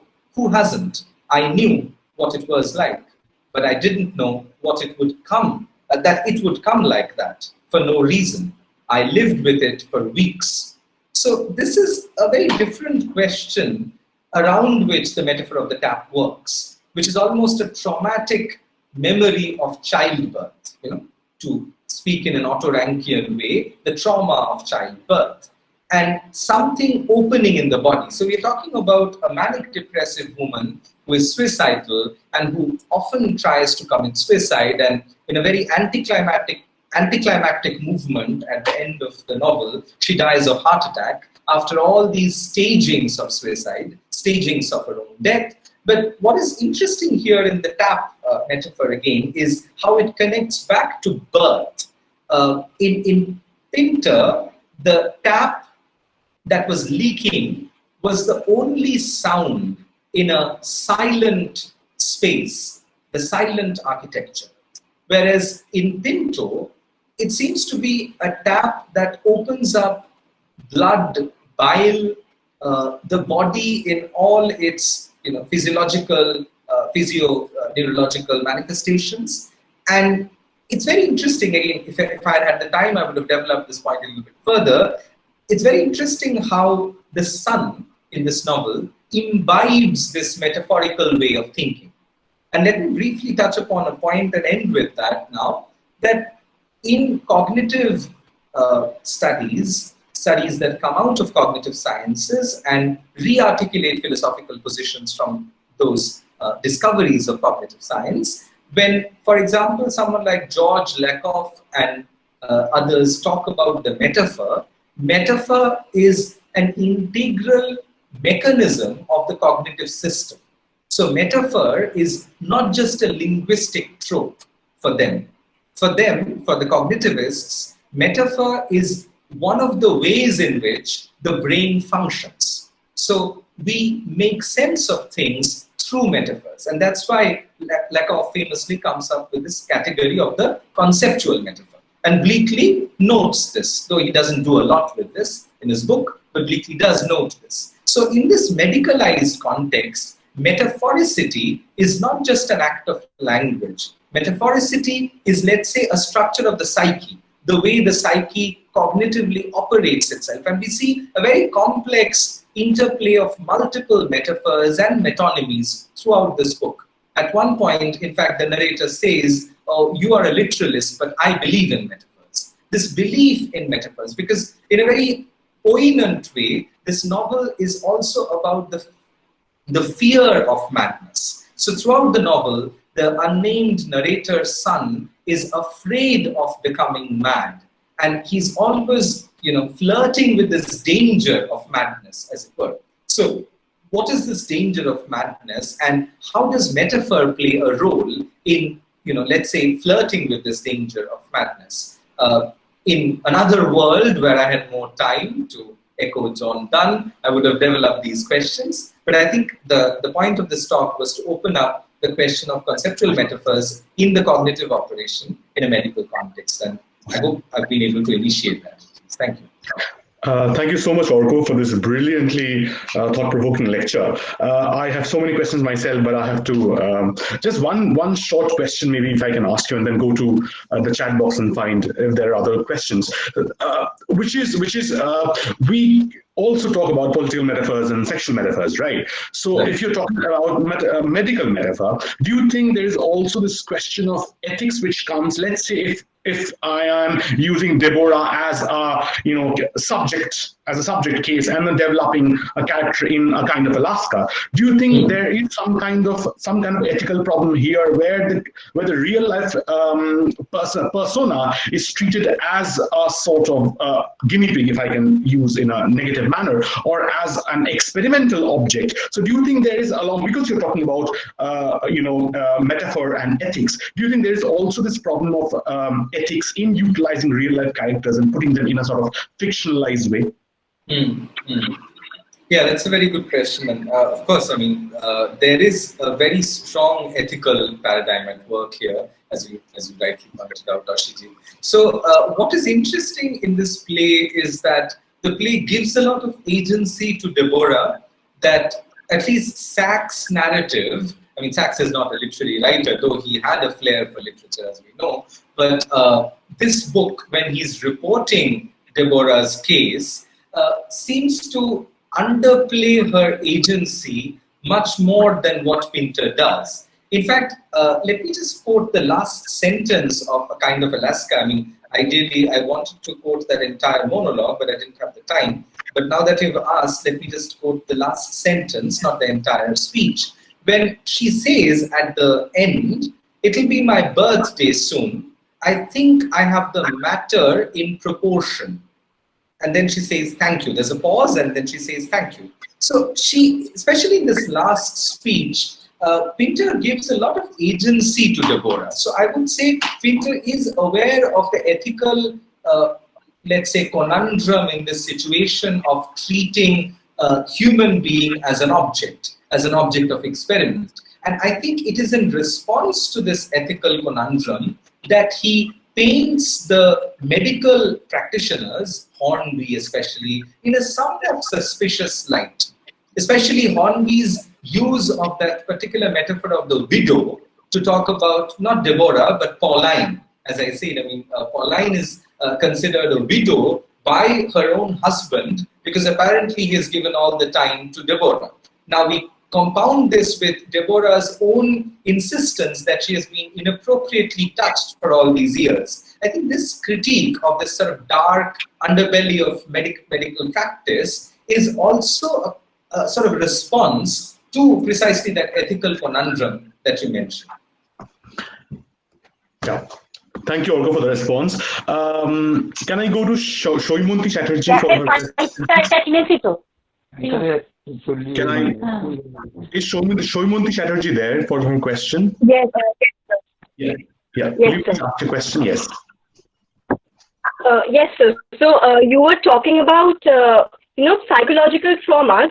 So if we are to consider some text like 1984, it has a lot of psychological traumas as well as psychological conditions. So what I'm trying to ask, or what I'm trying to understand, is that can medical humanities be used to implicitly understand the actions of a tyrannical government or a tyrannical power, and how that power affects people's health and people in general? Can that be done? Thank you. Yeah, thank you for that question. I mean, again, it's a big question. So for the purposes of time, I'll try and be brief. The brief answer is definitely yes. And if we think of, for example, any pandemic, there is a medical aspect to it, but that's not the only aspect. There's also a sociological and political dimension to the way in which pandemic is, let's say, organized and managed or mismanaged, whatever you want to say. So therein lies, of course, the question of governmentality. So one hook to approach the question that you are talking about could be biopower. When we talk about this idea of biopower, where the state has a certain control over our bodies and its diseases, its illnesses, its conditions, the life that it has, the death that it would imbibe. So there's a certain way in which state has its own control mechanism over the bios, so to speak, our bodies. And therein lies a possible intersection of medical humanities with the kind of political investigation we are talking about. Yeah, I'll restrict myself to that. Okay, thank you so much. Is Shivani Sharma there? Will you ask your question, please?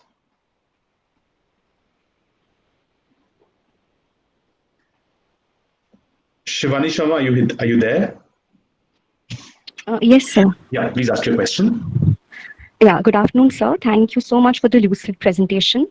So I would first like to begin with an observation where I want to say is, as far as the Indian context is concerned, if you talk about the curriculum at various universities and colleges, I feel that the whole domain of medical humanities is at a very nascent stage. There's not much that is taught to students. For example, I've just completed my post-graduation, and it was through a few webinars and speakers like you that I actually got to know about it. So my question to you is, as somebody who's just about to dabble into research, if I want to initiate myself into this discipline, and if I want to know about medical humanities, could you please suggest some resources that I could turn to in the form of books or articles or any such things, so that I can be a little well-versed with it? Thank you so much. Yeah, thank you, Shivani. So very briefly, a couple of things come to mind at this point. One is, of course, the Journal of Medical Humanities, which was set up by a series of literature scholars.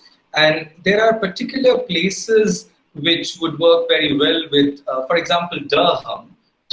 University of Durham has a Center for Medical Humanities. And in fact, there are many universities across UK and US that have centers for medical humanities. You're absolutely right that in India especially, we don't seem to talk a lot about medical humanities, but it also depends upon the kind of work one is doing. For example, one could do work involving psychoanalysis and literature which doesn't necessarily medicalize the question and go into medical humanities. One could talk about other philosophical dimensions. But if you're going into medical humanities, I would definitely suggest Journal of Medical Humanities, and there's a series by Routledge called Studies in Medical Humanities. That's where the Bleakley book came out.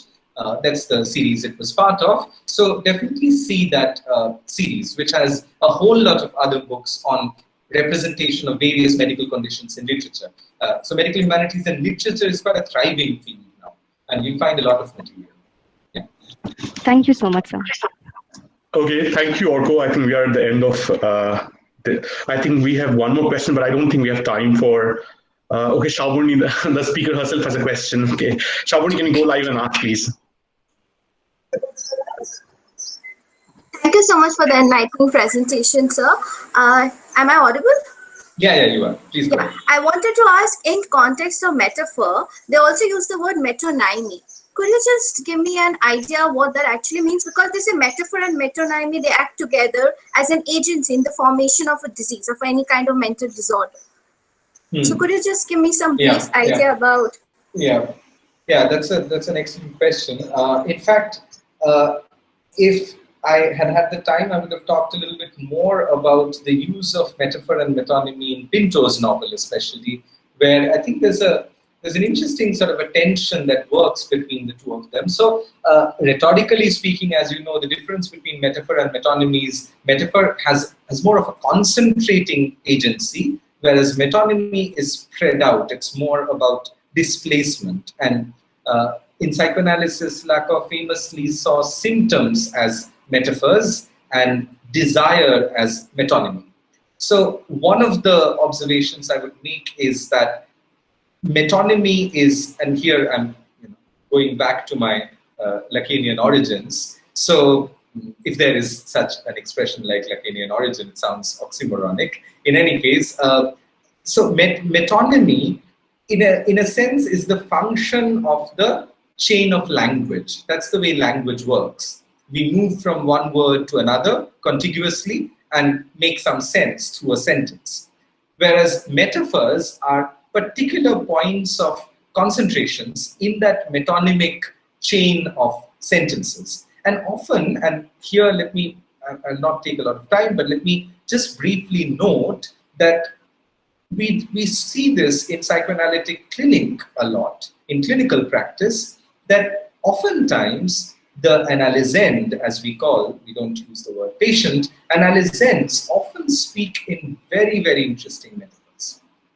Metaphors that sometimes take a lot of unpacking even to understand what is being said, because it's a very cryptic personal symbolism at work in that act of metaphorization. So we often see these metaphors that are, I would say, symptomatic points of concentration in language, whereas the movement of language itself is metonymic.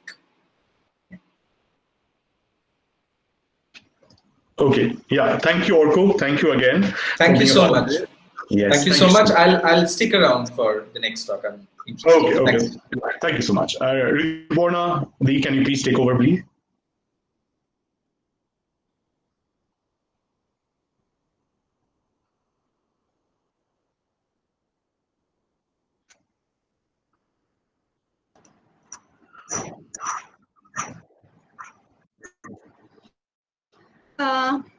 Thank you, Orko, for that very illuminating lecture. I'm sure many have been, for many, it has been a kind of awakening to a new emerging field of medical humanities. Our next speaker is Ms. Sabornee Karmakar. We've already seen her, actually. She asked a question. But I want to introduce the speaker. She's a senior research fellow at the Psychology Research Unit of ISI, the Indian Statistical Unit in Kolkata. She did her master's in psychology from Christ University, Bangalore in 2013, and completed her MPhil in clinical psychology from the Institute of Psychiatry in Kolkata in 2017. During her clinical training, she gained expertise in dealing with patients suffering from different mental disorders, their assessments and therapy modules in a supervised clinical practicum. Presently, she's consultant clinical psychologist at a very reputed clinic in South Kolkata. Her interest areas include health psychology, psychotherapy, social cognition, cognitive psychology, and clinical psychology. The topic sounds very, very interesting. Diseased minds and minding disease. Over to Sabornee. Thank you so much, ma'am, for that kind introduction. And before I begin, thank you, Heritage College, for inviting me to speak on this topic. I would just want to say two things. I've tried to keep it very simple for you people so that it's easy for you to understand. And also, the second thing is, if you want to know the mind, you firstly have to know your mind. Okay, so let's just say that the next 40 minutes, I would like you to explore the metaphors of your mind, taking on from my previous speaker. Let me know if I'm audible. Is it clear? Yes, ma'am. Yes, okay. Absolutely. I'll start with the presentation, so just let me know if the slides are visible, okay? Yeah.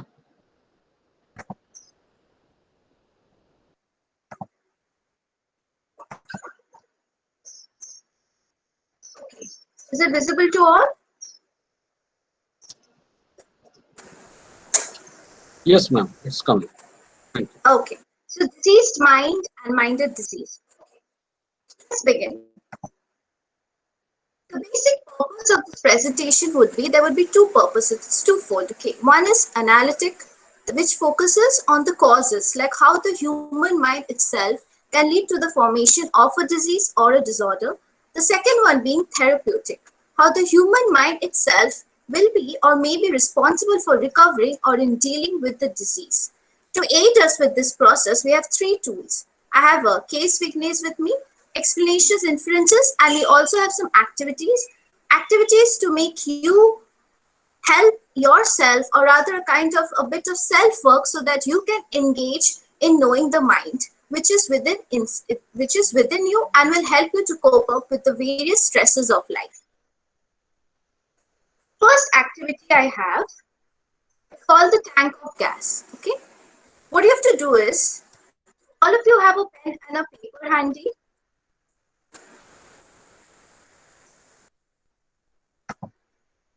Just grab a pen and a paper.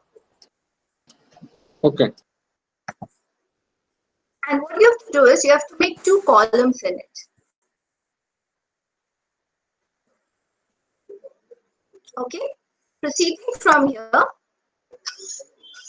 on one column, just list the things you are confident about. It could be anything: relationship, finance, academics, investments, your future plans, if you're confident that you will be able to execute them. And on the next column, you write down the list of the things you are insecure about, like academics, work, your appearance, body image issues, making friends. Now for this activity, you have 1 minute. So is 1 minute, I think 1 minute will be enough for you to just make a note of it, make a rough note. These are the things you're insecure about, these are the things you're confident about.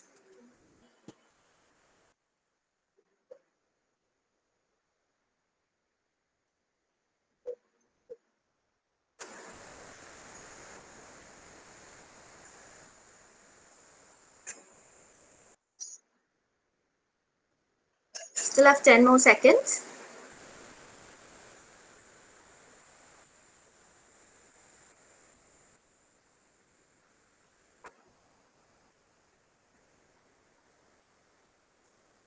Okay, what do you do with all these things? Moving on to the next slide. This is the column drawing which you will be having in front of you.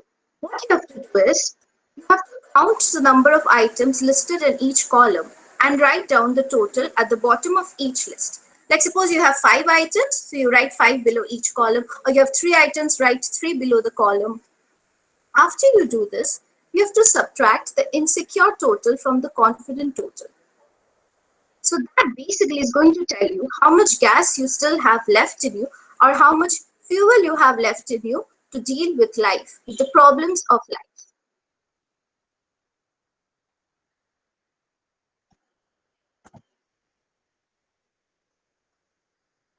All if you do this, you can just write it down in the chat. What were your scores like?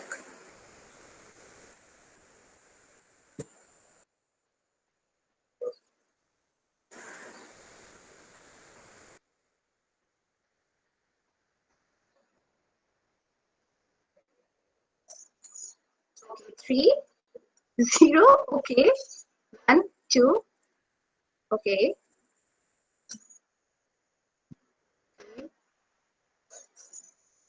13, that's good. Okay, thank you. So I think you do have a little bit fuel still left in you to deal with the things of life. If it's a 0, I would still say, another 40 minutes, just bear with it, okay? But still, thank you for accepting that it's 0, because it takes a lot of courage to actually come up front and say, I don't have much fuel left. So that's great. Good. Okay, now, again, going back to the presentation.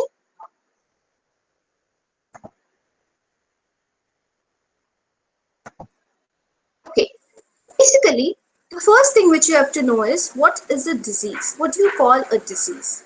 It's basically a part of your body. It could be a tissue, a structural muscle, a cell, a microcell, or a part of an organ which has gotten some kind of dysfunctional aspect to it. It's not functioning properly for some reason. Maybe there are some extra cells which are dividing. Maybe, it's bleeding. So it's basically defined as something which is an abnormal condition and would affect the structural functioning of all or part of the organism.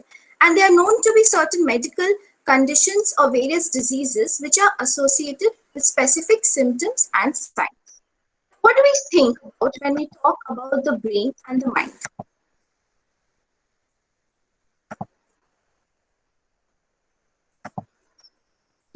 Let's try an experiment. If I ask you, where's the brain? It's very easy to say, okay, somewhere within here, the brain is there. But what about your mind? Where is it? And we locate it. It's difficult. Why is it difficult? Brain is basically an organ, okay? But mind, this isn't an organ. It's basically brain and mind. The mind is all the memories, thoughts, feelings, emotions you have, which are helping you deal with life. And brain is basically the physical source of what you call the mind. So basically, let's say the mind resides inside the brain.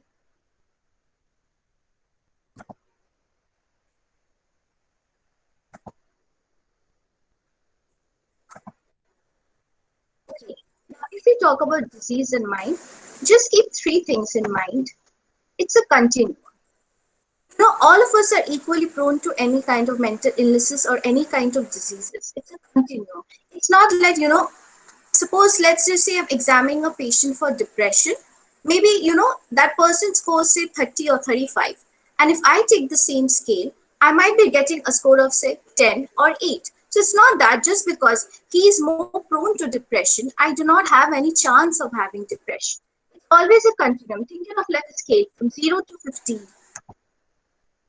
They are not two independent entities. They are very much dependent and mutually influence each other. Okay, case one. Let's begin with the case witness. You have a 33-year-old woman. She's married with 2 daughters. She's brought to the clinic with complaints of fainting spells, periods of unresponsiveness, easy fatigability, occasional weeping spells, episodic outbreaks of speaking in different voices, especially male voices, excessive energy levels, and defiance towards family members. In further inquiry, this is what she reveals. A woman is brought to another household only as an object. My husband is having an extramarital affair, and yet he tortures me. My mother committed suicide, but I wasn't allowed to go and visit her. When I expressed my wish, my husband said that I'm not a dog who needs to visit its owner. It's becoming very difficult for me to live as a wife, a mother, and even a woman. I probably cannot take it anymore. I don't know what I'm living for. Why should I be living this life anymore? Okay.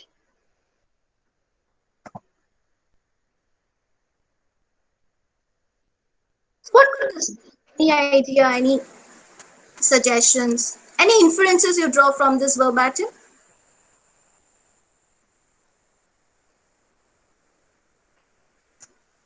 You can mention it on the chat box. It's B. Or if you want, you can even unmute yourself and speak a little about it.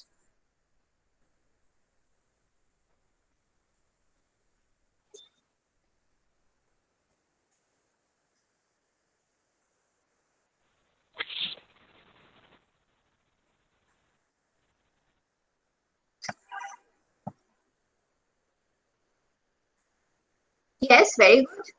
Depression, very good. Yes. She lacks motivation and purpose in life. Yes, excellent. Traumatized. Yes, that's the word I was looking for. Helpless. Insecurity. Okay, excellent. Very good. So let's see.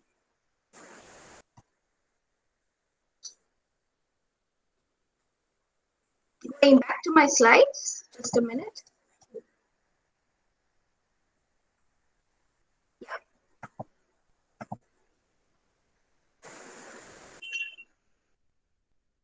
Let's say she's sad, she's very weak, she's vulnerable, she's feeling tortured, she's not valued for, she's unable to cope, she's very tired, traumatized, she's seeking help. She's also having existential crisis, which means she doesn't have any purpose. She cannot find meaning in her life. Now, what would her diagnosis be? Dissociative disorders, or rather, would say hysteria, severe depressive episode, trance and possession episodes. Okay, now let's just keep case 1 aside and we move on to case 2. It was already 6 p.m. I had to go to see 6 patients, review my schedule, make certain clinic notes. I looked at the scans of 2 of my patients and then I opened my own scan. I simply zipped through the images. Everything looked the same. The old tumors looked the same, except, wait. I rolled back the images and looked again. There it was. A new tumor, large, filling my right middle lobe. It looked like a moon having already cleared the horizon. I was neither angry nor scared. It just simply was. It was a fact of the world, like a distance from the sun to the earth. What are some of the inferences here? You see, there is a kind of stark difference between how case 1 and case 2, they're coping with the stresses. Case 2 is better able to cope with the situation, has a much more calmer perspective, it's not completely in a state of denial. It has more ego resilience or ego strength, which could also be attributed to the fact that he is also a neurosurgeon. So he has an existing knowledge in that domain. If we focus more on symptom formation, basically you see the kind of stresses they are facing. For case 1, it was marital disharmony. For case 2, detection of tumor. Certain dispositional factors. Case 1 appears to be more submissive, and in case of case 2, he has a more tendency to overdo, he has the zeal, chalo, let's work, let's do something. The symptoms are breakdown and emotional distress. Both case 1 and case 2 are having emotional distress. They are not in a kind of denial about it, but I'll tell you where the other differences are.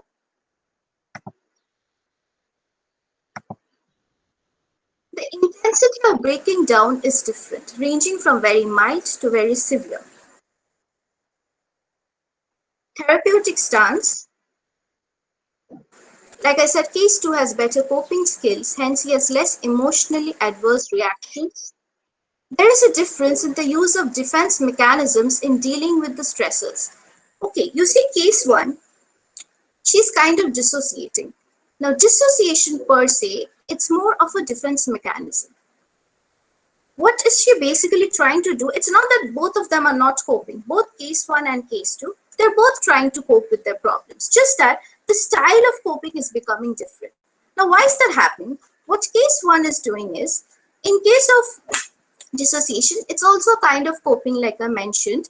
It's basically helping her adapt to the fact that her husband is having an affair. She is being tortured. She's not able to visit her parents' house. She's completely in distress. So what do we do when we face such kind of distress? For most of us, it could be, seeking support, talking to our family members about it, seeking help from a counselor. But for certain people, they choose that they don't want to integrate that aspect of the disease of their life with their self, with their personality, or with their mind. So what they do is they dissociate. It could be simple by fainting. It could be a kind of paralysis. It could be making certain kind of sounds repetitively. So basically, it's like, I don't want to deal with something, so fine, I just push it off. This is the response which case 1 is taking. What case 2 is doing is he's using the defense mechanism of sublimation. This person, case 2, is basically an excerpt from the book When Breath Becomes Air.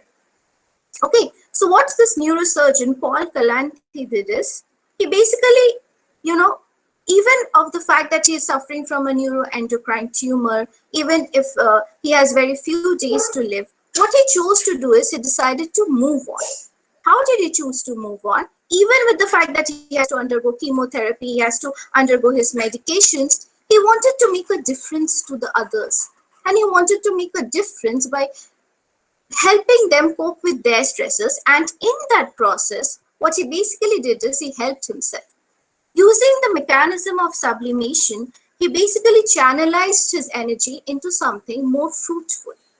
Okay, this is where the differences lie in the use of defense mechanisms for case 1 and case 2. Both of them have a different outlook towards life. Yes, for case 1, it appeared to be the kind of stresses she has had. It kind of appeared to be that she has no more energy left to deal with life.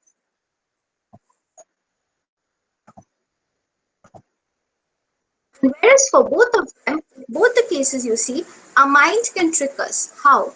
Because our mind, it gets very biased to focus too much on the negative aspects of the situation, that we simply forget to see positives in it, or we simply forget to find something which might be useful for us to live with. Moving on, I'll move on to the next activity. In this, what you have to do is, just imagine or think of a bad experience from your life which is still affecting you. It still hurts you, it still pains you. Then, imagine that some part of you ran away because of the pain from that experience. Like suppose you have been betrayed by someone, and you kind of decide that, okay, I'm not going to fall in love anymore. It's so painful for me. People always cheat. So what I pushed away from my life probably is, say, trust. I'm not going to trust anyone. Or I'm not going to, appear for this exam because I know I'm going to fail. Okay? So just imagine, so what you lose in that process could be your confidence. So let's just say that confidence left you, okay? Or trust left you. Just make a note of it. Just write that down. It could also be strength, it could be joy, it could be confidence, power, pride. It could be whatever. It could be a lot of things. Carrying on for there, just think of writing a letter. You're writing a letter to that part. You're just requesting it or asking it for you to, for it to come back. Now, how will you write that letter? I'm giving you the format of it. Here goes the format. Dear Dash, I know you left me because of this reason. It is now safe for you to return because of these things. I promise to make sure it stays safe by this. I miss you and I need you in my life because. Please return so I can be whole. Love, and your name over there. So let's see.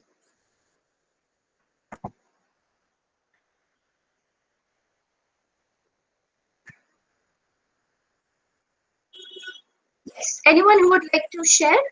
Do you want me to keep that slide for some time?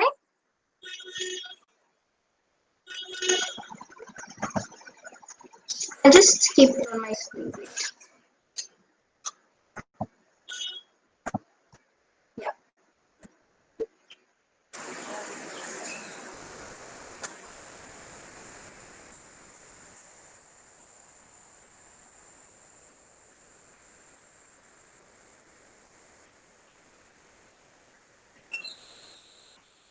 Okay.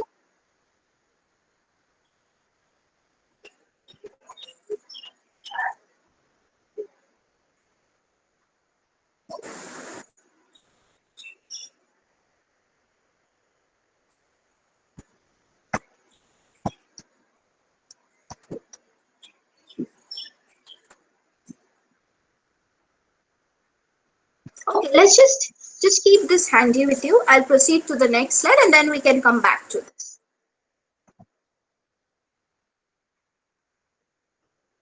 Case 3. Let's see what this person has to say. My size has also caused me a lot of problems. What I call is artificial paranoia. When I walk into a room, everyone immediately looks at me because I am the tallest person they've ever seen. The conversation stops and all eyes turn on me. And the irony of the thing is that the shortest kid is infuriated because He has always dreamed of being the center of attention. I absolutely do not want to be the center of this attention. I want to blend into the crowd. For large individuals, I see that there are two categories. The passive ones, because of everything that befalls them, and those who are aggressive. Those who are short need to surpass themselves, and they are angry at those who naturally attract attention because of their size. At school, I was constantly harassed by smaller kids. One side of me says, I would like to talk to her, date her. The other side says, I wonder what it would look like on a stick.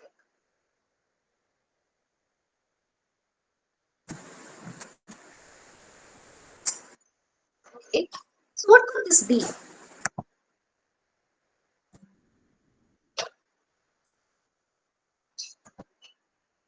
Basically the verbatim of a serial killer called Ed Kemper. Now why?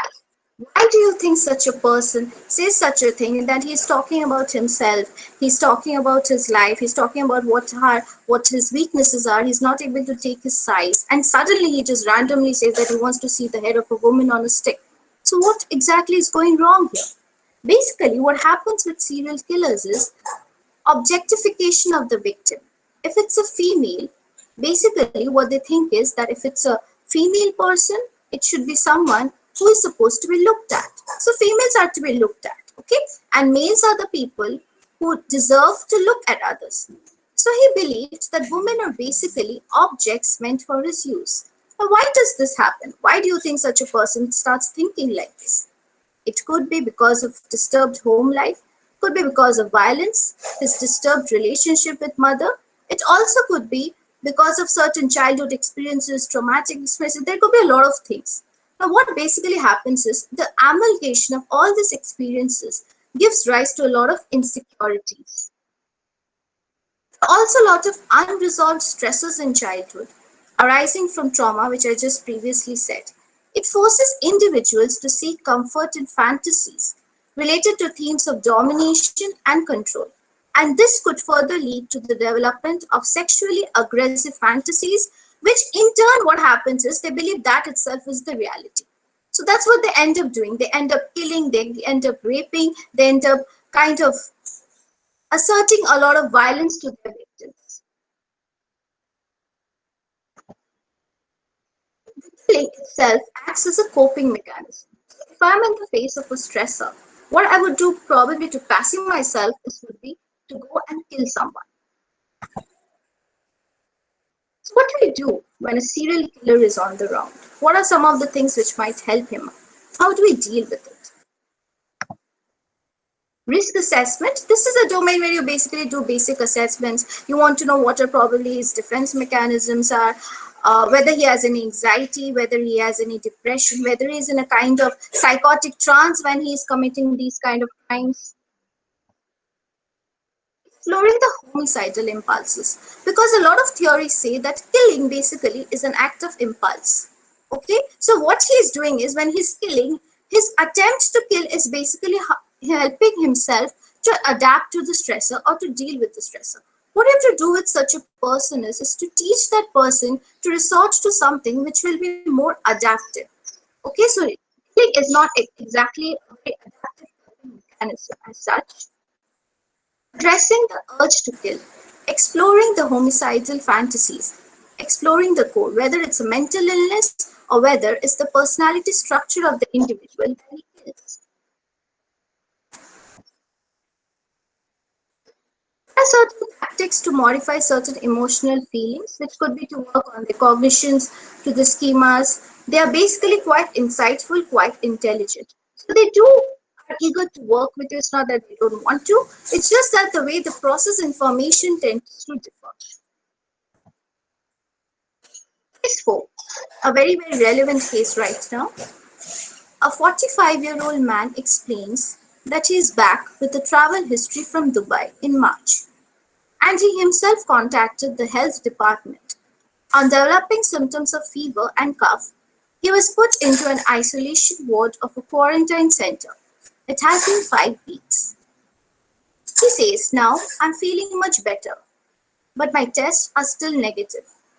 My last test was also negative last week. This week it has come positive. I'm feeling very sad and anxious. I'm feeling afraid. I do not know what should I do. I want to go back to my family. I want to see my daughters. Please help me. Okay, a very realistic, universal, and a relevant situation right now. His feelings and reactions are very valid and justified. He's also overpowered by anxiety as to whether he'll be able to reunite with his loved ones, whether he'll be able to meet his family, whether he'll be able to meet his daughters. He's basically dealing with a crisis situation. It's massive uncertainty. What can be done? Firstly, whenever it's a disease, it's better if we don't place ourselves as a victim of the disease. You can be a victim of an accident, you can be a victim of a bad incident, but you're not basically a victim of the disease. This is prescribed by World Health Organization that, we can be victims of certain experiences or events in life, not necessarily a disease. So it's better not to see yourself as a victim of a situation when it is found that you are suffering from some kind of disease. Insist on staying connected with the world. This could be due by technology, this could be by WhatsApp, this could be also by writing letters or writing imaginary letters for certain people whom you want to connect with but are not being able to. Just remember that any form of communication counts. Appreciate, and appreciate. Just imagine this person. He has managed everything for 5 weeks. Would you have been able to do that?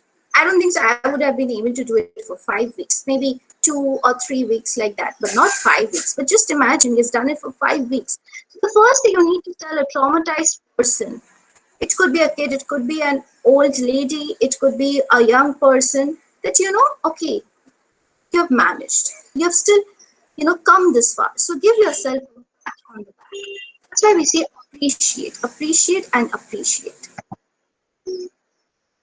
During times of stress, pay attention to your own needs and feelings. Don't get too burdened by responsibilities. Just imagine for this man, he's more like thinking, okay, I have to give things for my daughters. I have to be with my wife. Stop. Take a break.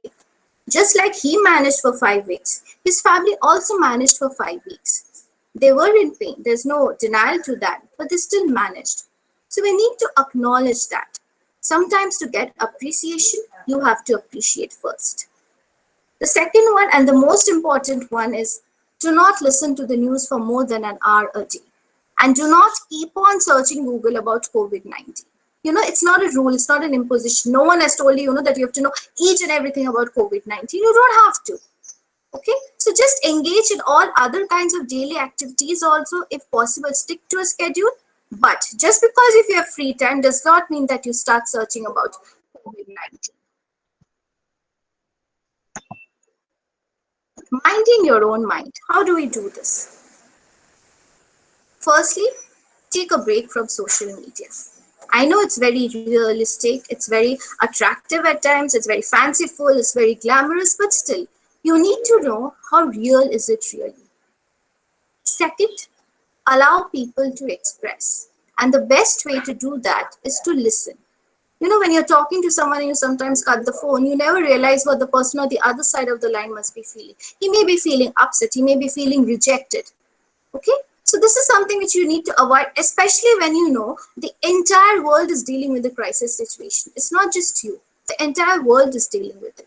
So whenever you see a delivery guy coming to you, delivering something, just smile. Say thank you, It's a pandemic and the whole world is facing. So you need to understand at this point of time that you are not alone in dealing with the crisis of COVID-19. You can also choose what you should bother you and what shouldn't. Even if it's a disease, it's powerful, but you need to understand your mind is also equally powerful. Okay, some other tactics which might help you? Learn to let go. If you read a lot of Deepak Chopra or Rhonda Byrne, you'll come across this concept where they say that, our entire cosmos, there are a lot of other energies working. So it's not that, you know, that, okay, fine, you know, I am the one who's going to heal everything. I'm going to make everything all right. I'm going to, you know, fix this world. It's very difficult task. Learn to let go. It's okay if you can't do something for the time being. If you have failed at something, learn to say to yourself, it's okay, I'm a human being. I can make mistakes, and mistakes can happen. So just learn to let go. Okay, just let it be, you know, I don't want to deal with it right now. Just let it be. One day at a time. Especially when you're dealing with these kind of crisis situations, do not make a weekly plan or a monthly plan. Rather keep it as, you know, short. Okay, it's a Sunday. These are the things I want to do. These are the things which I plan will help me to go by with my day. So one day at a time. Accept suffering and deal with it. Now, this is a Buddhist concept where basically they talk about Dhamma, okay? And Dhamma is basically the fact that, you know, whenever, say, suppose you are probably eating something. It's so tasty. Okay, so you cook one day, you cook it on a Monday, and when you cook it again, the same thing on Tuesday, say for some reason it gets burnt. And you feel so disappointed, so dejected, so troubled with the fact that, you know, okay, fine, you know, this is food and it got burnt. But the reality is, you know, if you're cooking something, this can happen. Maybe if it happens every day, then that could be callousness and it could be for some other reasons. But, you know, food getting burnt is also a reality. Why should I push it away from you? It's okay, it can happen. Sometimes when we fall in love, you know, we all think love, marriage, okay, it should be everything, you know, it would be so romantic. It should be very filled with roses, orchids. There cannot be any thorns in the path. But if you're talking about love, if you're talking about life in general, we need to accept that suffering is also a part of life. Let's not just push it away. We can choose if you want to deal with it or not want to deal with it. That's fine. But let's not ignore it. Okay? Lastly, happiness is more a state of mind. It's not a goal to reach. You know, I want to be happy. That cannot be a life goal. It's basically, if you want to be happy, you have to be more equipped to, you know, be happy at the moment in which you want. If you are able to do that, then fine. You have achieved happiness. Okay. This is one small image which I want to share with you. Problem talk versus solution talk. You can just take a picture of it. Basically, what happens is when patients come to you, they are always talking about, you know, okay, I'm having this, these are the problems, these are things which are working, these are things I'm failing. They are in the basically problem thinking mode. What you have to do is, even if you're not doing it with patients, that's fine. Even if you're dealing with your own self, or even if you're dealing with some kind of friends who are seeking your help, you need to slowly make a transition from the problem mode to the solution focus mode. And what you can do is, what are the factors which are helping you at that point of time? What are your strengths? What are the things what are the resources you have which will help you to achieve your goals? So you can just put the slide, or if you want, I can share the slide later. Okay. Now going on to the third activity, I request all of you to keep your videos on. Sound mute, your videos on.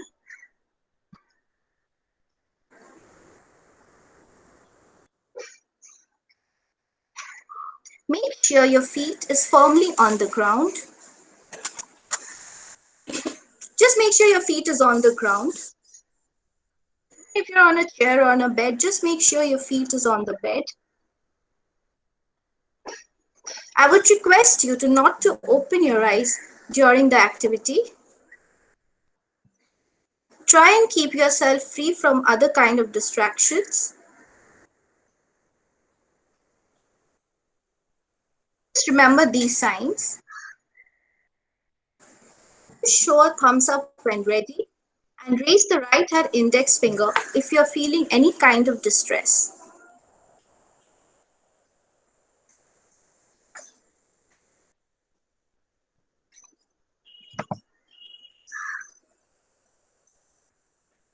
Okay.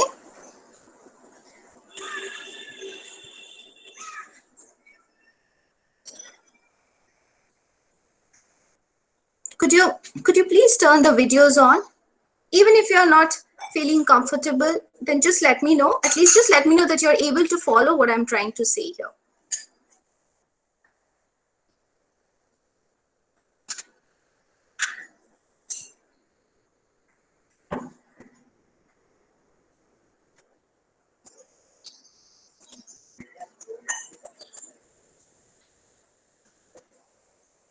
Thank you. That's very encouraging.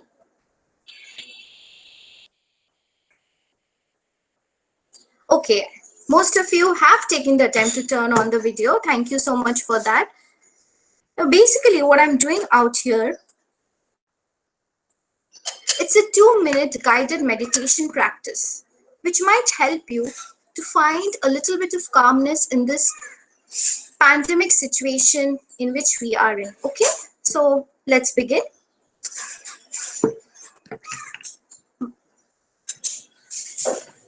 Okay, let's begin. Gradually take a deep breath. A deep breath.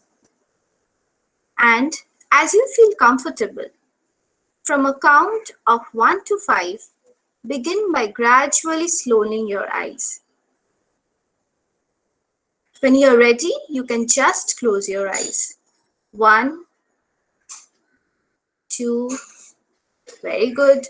3, 4, 5, good, excellent. Now, take a moment to imagine yourself being more calm, more peaceful, more focused. So as time passes, you're becoming more calm, more peaceful, and more focused. Very good. Now, slowly allow your mind to construct an image of what you would like to feel, something you would like to see, something you would like to touch, something what you might want to hear.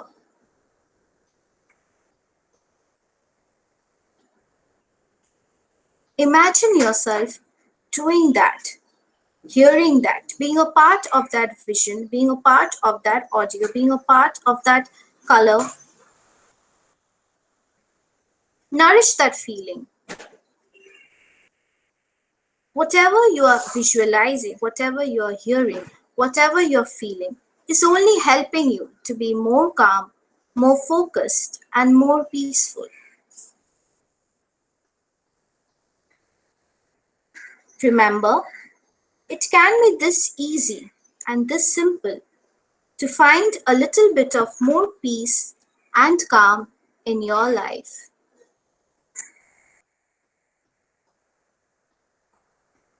Excellent. Now, I would just request you to take a few deep breaths.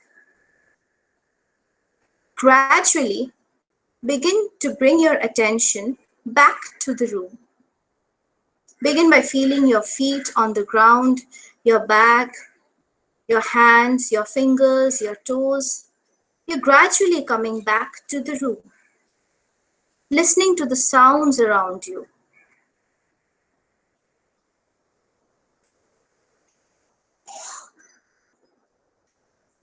As I count back from 5 to 1, you will slowly open your eyes. And with the last count, you will be back to where you started from. 5, 4, 3, 2, and 1.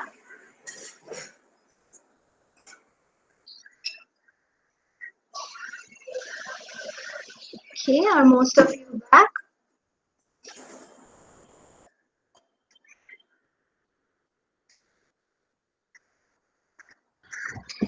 Dear speaker, Sabornee, can you please wrap up? Yeah. So this was basically my last exercise. So this is probably the last exercise I wanted to do with them.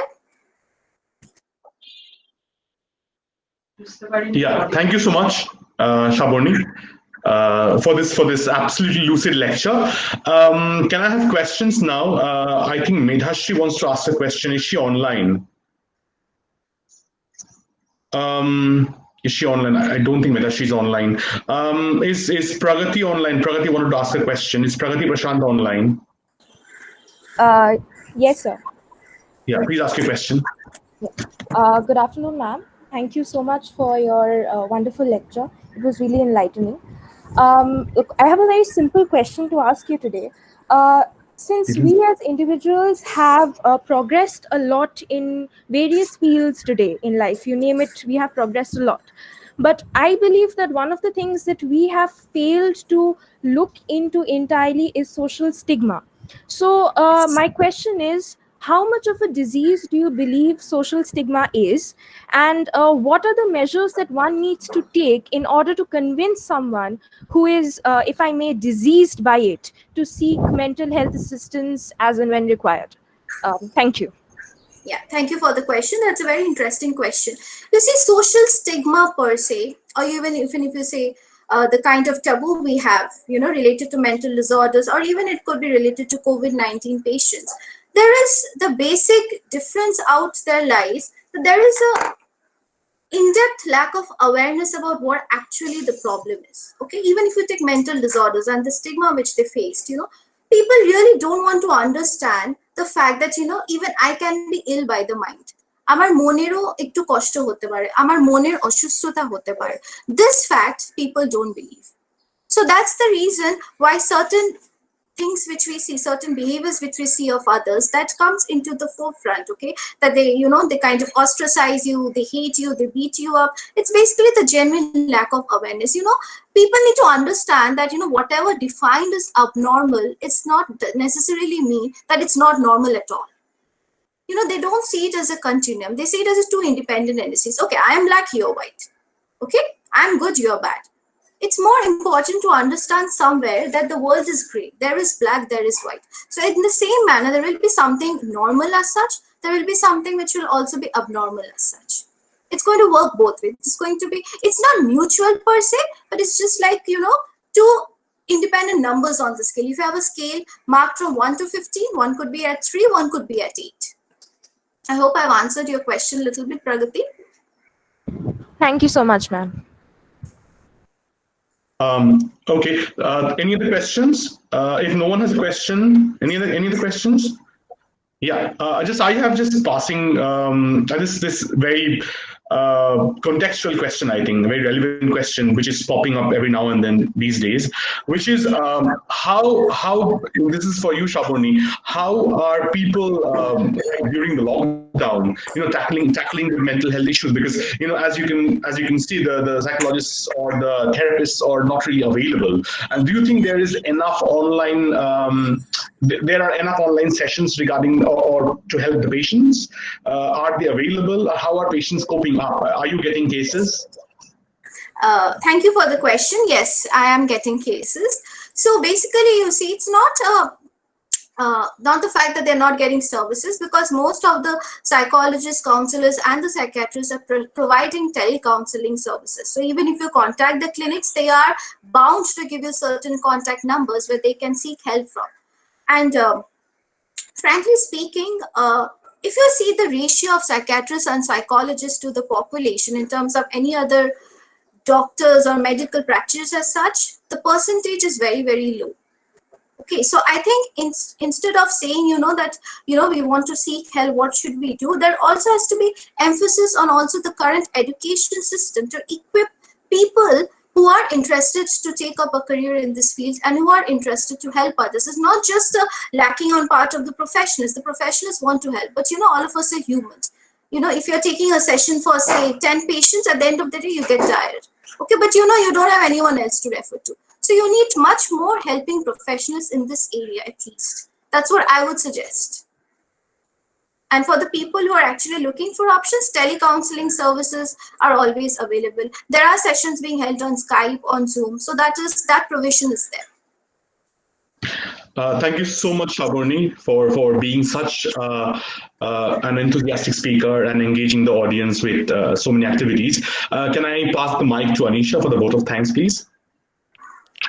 Thank you, Shijidda. I hope I'm audible. A very good afternoon, everyone. I'm Professor Anisha Sen from the Heritage College, and it is my pleasure to deliver the formal vote of thanks on behalf of the Heritage College and Department of English. First of all, I want to thank all our speakers for such an enthralling session. And I thought it was quite interesting to see how a single topic could be explored across such varied fields. And for that, thank you to Mr. Indrasis Acharya, Dr. Arka Chattopadhyay, and Ms. Sabornee Karmakar for your valuable time and for widening our perspectives with your varied views and enriching words. Such a session would not be possible without the unending support of our Executive Director, Shri Probir Roy, and our CEO, Shri Pradeep Agarwal.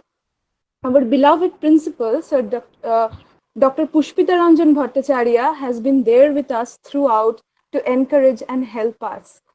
And we are all aware how such a session cannot be possible without active technical support. And for that, I must thank Mr. Debashish Karmakar and Ms. Suhasini Chaudhary for their guidance. And it takes a lot of interdepartmental coordination to plan such an event. And for that, I appreciate the efforts of Dr. Oshijit Dotto, HOD Department of English, for his impeccable mediation, and my colleague, Dr. Rituparna Roy, for her warm, welcoming words. I would also like to thank our joint registrar, Dr. Kavita Shastri, for her kind cooperation. I am absolutely indebted to all the faculty members, support staff, our beloved students, and all the academicians who took an active interest and made this session into a lively, interactive one through their active participation. Thank you so much, all of you.